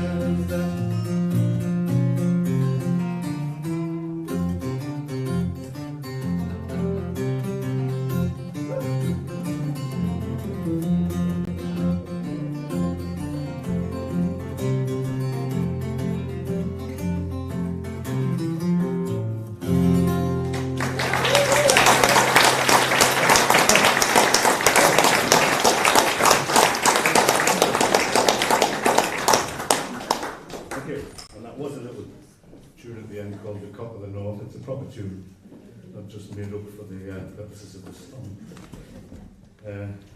Where I come from, we used to actually sing words to it. And if we do, about Auntie Mary. That's the one. Auntie Mary had a canary up the leg of the drum. So I'm going to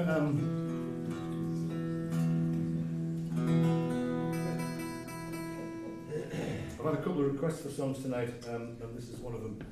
It's actually a song that has been the most requested song of mine. It's not my song, but I do. Right back through to the 70s when I first recorded it. And it's actually a similar story this time, written by a great musical performer by the name of Joe Wilson. And Joe Wilson was very extrovert and lively and humorous on stage, but off stage very shy, and this shyness always held him back in matters of love. The story of this one is that he was at the local village dance, and the love of his life was there. Her name is Sally Wheatley, and he never has the courage throughout the whole evening to ask her up to dance with him. So she gets stolen away by another man, a man called Charlie Black. With a lovely chorus. The chorus says, "And oh dear me, what am I gonna do? Sally's taken me heart away completely, and I'll never get it back, cause she gans with Mr. Black, and they say he's gonna marry Sally Wheatley." Just like this. And oh dear me, what am I gonna do? Sally's taken me heart away completely, and I'll never get it back, cause she gans with Mr. Black, and they say he's going to marry Sally.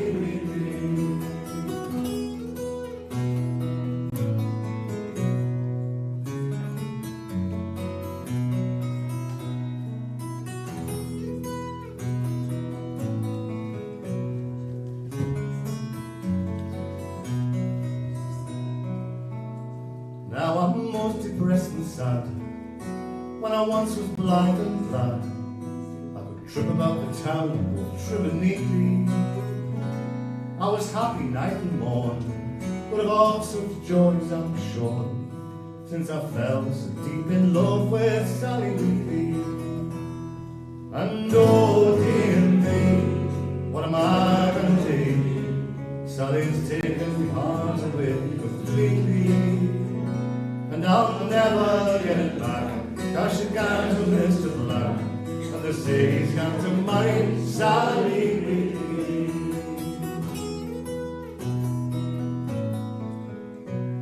No, I've never seen such a lass, and I know she'll like the glass. She can toss a pot of whiskey over sweetly. Well, it's right to take a drop, if you know just when to stop. That was just the very way with Sally Wheatley. And oh dear me, what am I gonna do? Sally's taken me heart away completely, and I'll never get it back, cause she gans with Mr. Black, and they say he's going to marry Sally Wheatley.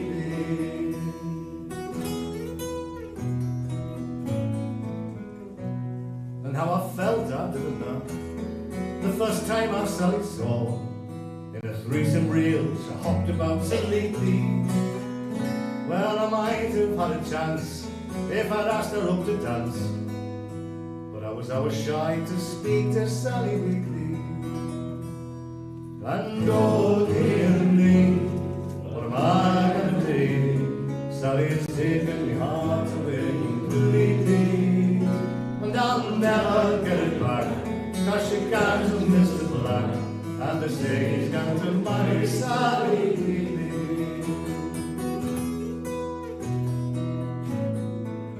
And so, as often is the case, you'll find others in your place, if you didn't sugar heat and fettle Wheatley.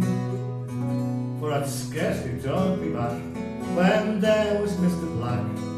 He was jigging round the room with Sally Wheatley. And oh dear me, what am I gonna do? Sally's taken heart away completely,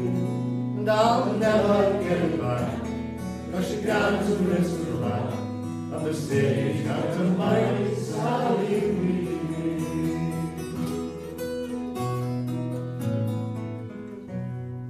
And he must have made it right when he said I am that night.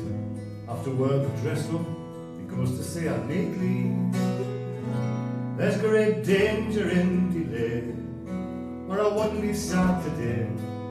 If I had a heart, I'd break it for Sally Weekly. And oh dear me, what am I gonna do? Sally's taken me heart away completely, and I'll never get it back. Cause she gans a bit to black, and the city's down to marry Sally Weekly.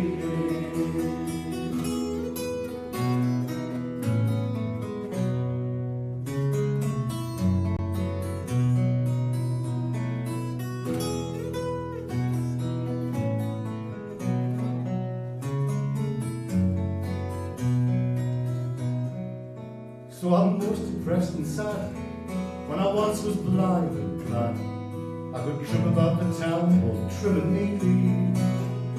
I was happy night and morn, but of all such joys I'm shorn, since I fell so deep in love with Sally Weekly.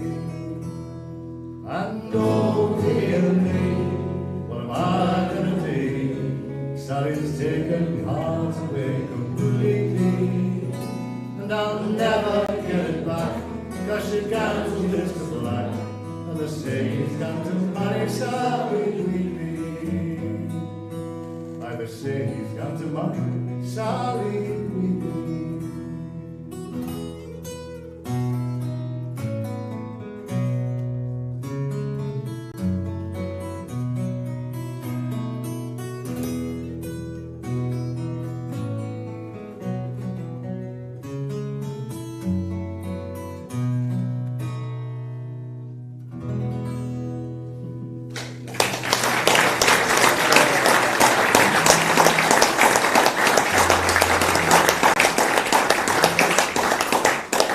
Thank you very much, as I say, the most requested song over a number of years.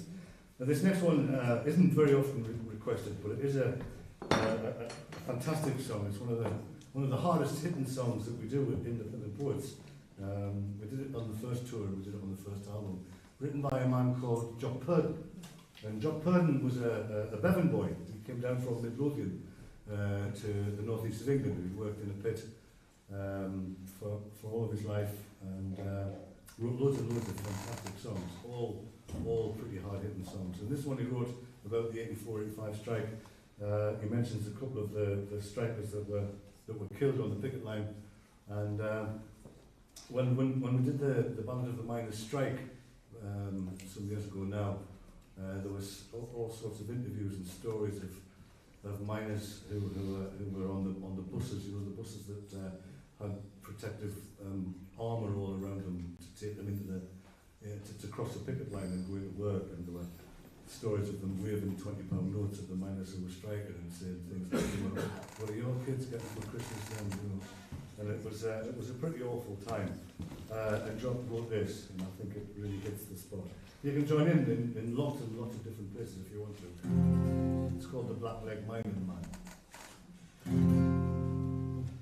Who is that black leg mining man? Who is that black leg mining man? He's the one who helps the boss nail his brothers to the cross. Who is that black leg mining man?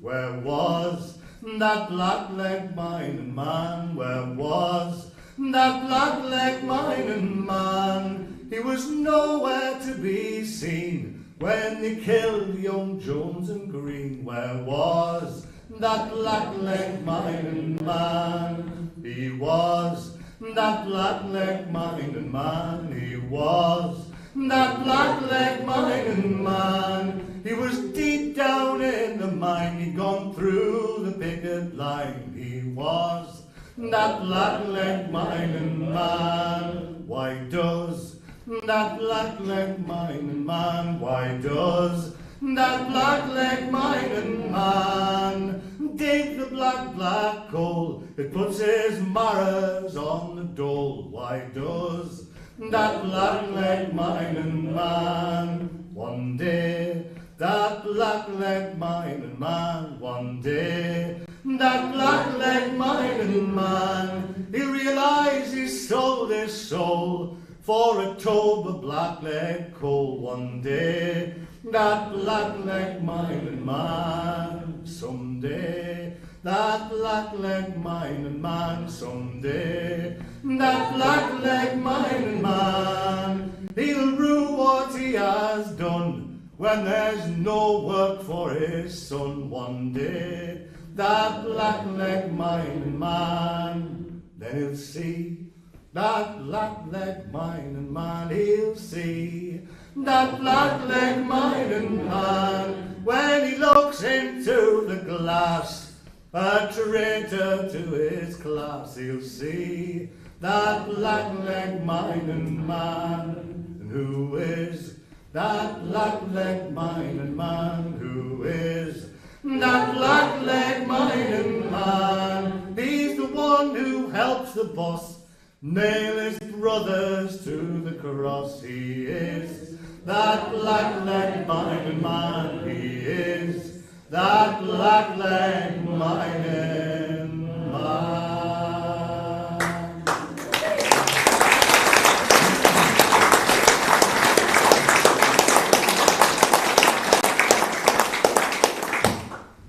I hope you realise that throughout the evening I have attempted to present a fairly balanced view on this.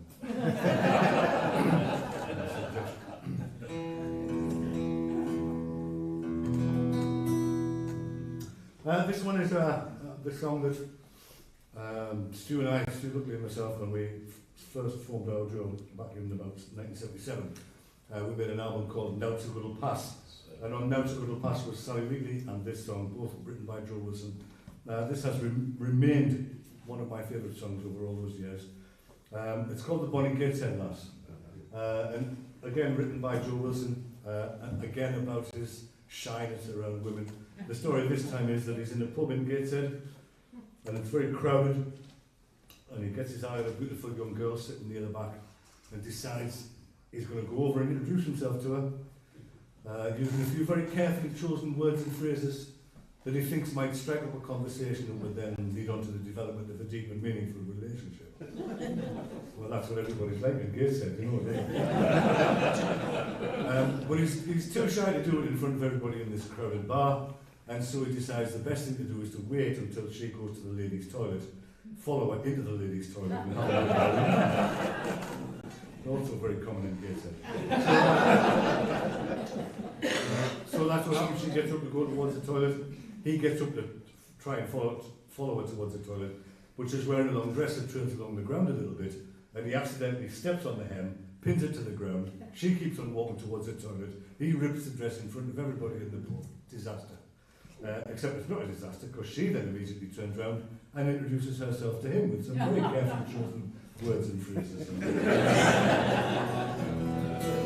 It's the start of a wonderful relationship. It's got a refrain. You listen to the last line of every verse, and then you sing it straight back. And at the end, I normally play a tune, a Northumbrian pipe tune actually called Elsie Marley. And Elsie Marley was another very famous northeastern female character.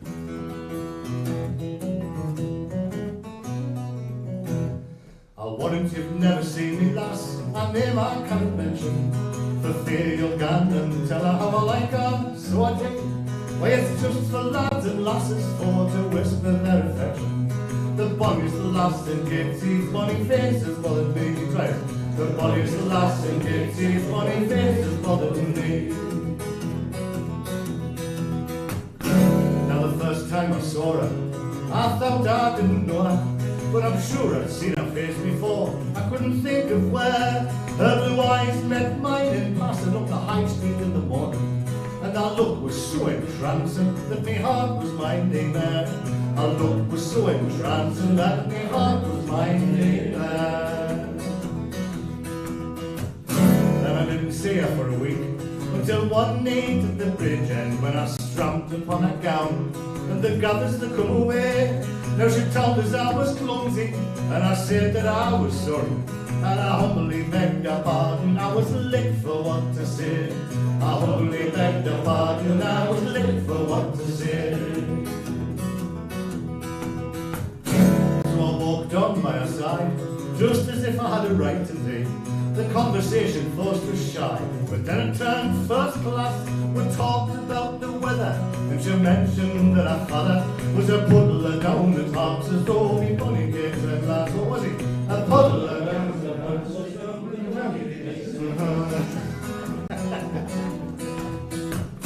And she mentioned, confidentially, that our uncle was a grocer, and our mother's father's cousin was a fiddler on the shore. Then she talked so nice and friendly, she looked both sweet and pleasant. I thought I'd never seen a lass so charming like before. I thought I'd never seen a lass so charming like before. She says our mother keeps a shop, she sells hot pies and candy, and our brother, he's a cobbler in the high parts of the town. Now she was a dressmaker, and we got on so well together. How blessed I'd been so awkward as to stand upon a gown. How blessed I'd been so awkward as to stand upon a gown. Then I made her laugh and slap me love, talking lots of nonsense. I would bless you when you caught him on his notes and little paths. I asked her, would she be me last, and I'd take her out on Sunday. And to mind her like she says, I might be funny, did said the lass. To mind her like she says, I might be funny, did said the lass.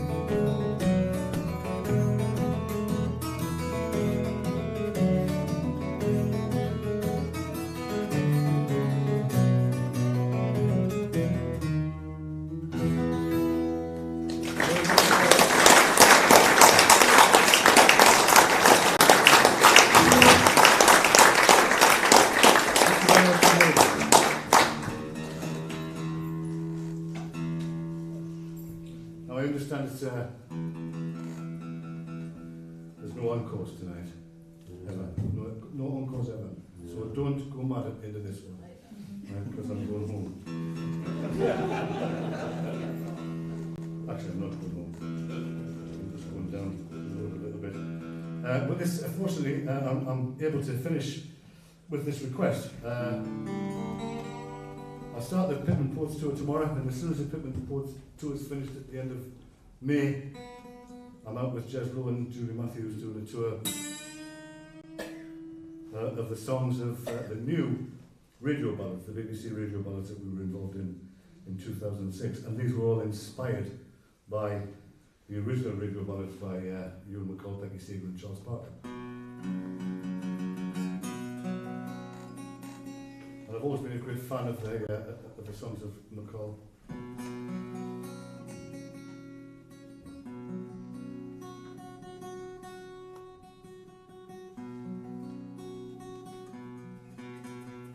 Remember this.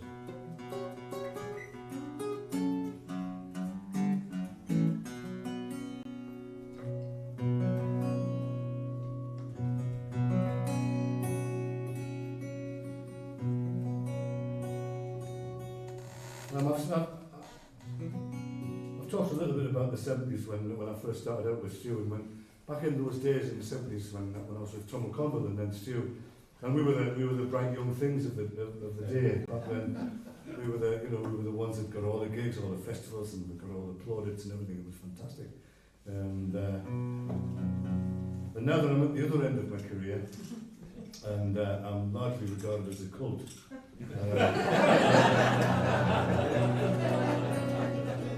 I think that's what we said anyway.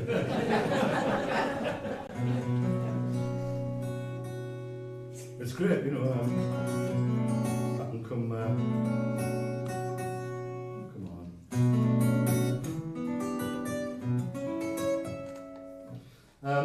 And I can come and do these lovely gigs, and I'm having a great time. But the 35, 40 years in between those two periods of time are really hard. You know, sometimes you're just hanging on by your fingertips to make a living singing. And quite often I've had to get another job just to tide me over a little bit until the singing work picked up. And one of the things I did for quite a long time was I was a heavy goods vehicle driver. I was a long distance lorry driver for a couple of years. And I really loved that job. It was fantastic. It's almost exactly like what I do now, except I didn't have to sing when I got there.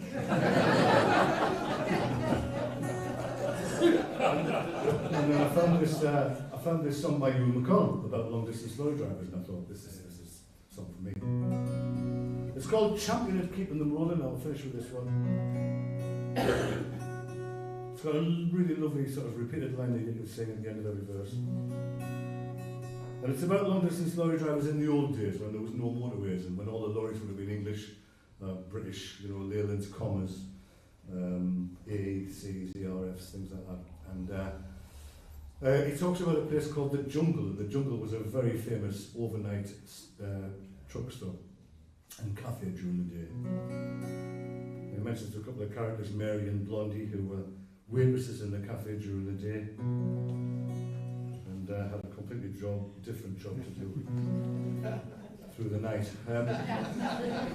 They used to marshal the lorries into the parking spaces. So if you want to join in with this, you just sing, and I'm champion at keeping them rolling, and I'm champion at keeping them rolling, and I'm champion at keeping them rolling. And thank you very much for this evening. And thanks to Ken for doing the sound tonight.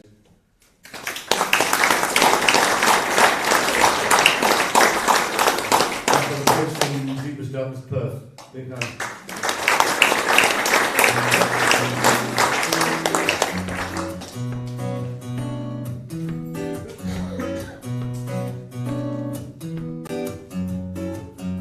The orbit goes like this. And I'm champion at keeping them rolling.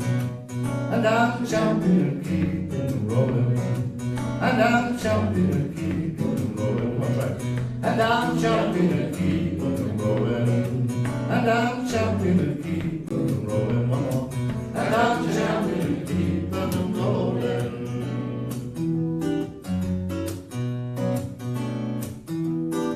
Well, I am an old timer. I travel the road. I sit in the car. I lumber and load. The hotel's the jungle. The cops be aboard. And I'm well known to Barry and Blondie. The liquor is diesel oil laced with strong tea. The old highway code was the first ABC. I cut my iron teeth on an old AC. And I'm champion at keeping them rolling. And I'm champion at keeping them rolling again. And I'm champion at keeping them rolling.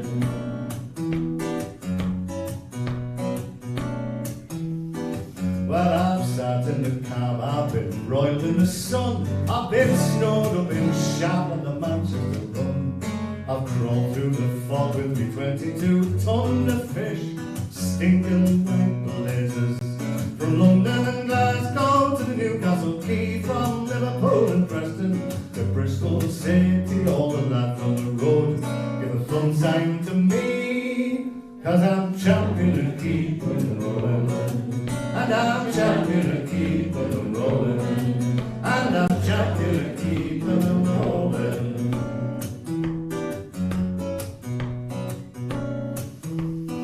Well, you can talk of your soldiers, your sailors are bold, but there's many and many a hero untold. Sat in the cab through the frost and the snow, day after day without sleeping. So it's watch out for cops and slow down in the bend. Keep an eye on the gauges, boys, and watch your big end. And zig with your lights when you pass your old friends. And you'll be champion and keeping rolling. You'll be champion and keeping rolling. You'll be champion and keeping rolling.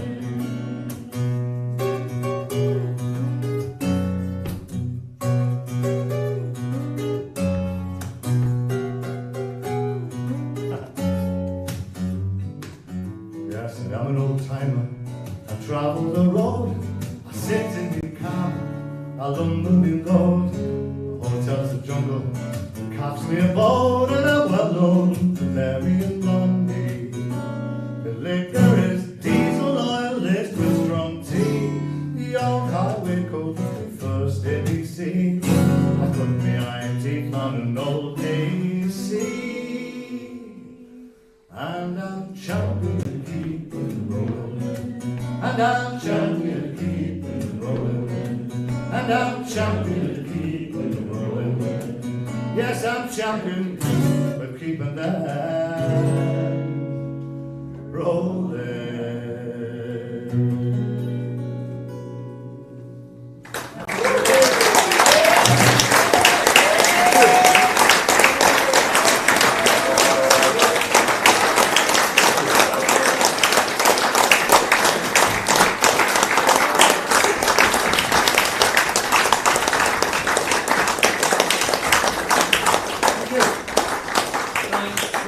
As ever, Ken on the sound and Sandy for doing the live stream.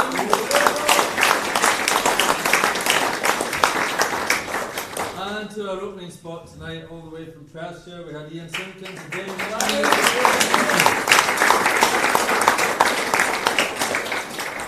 Thanks to them, but especially thanks to a terrific set from Bob Fox.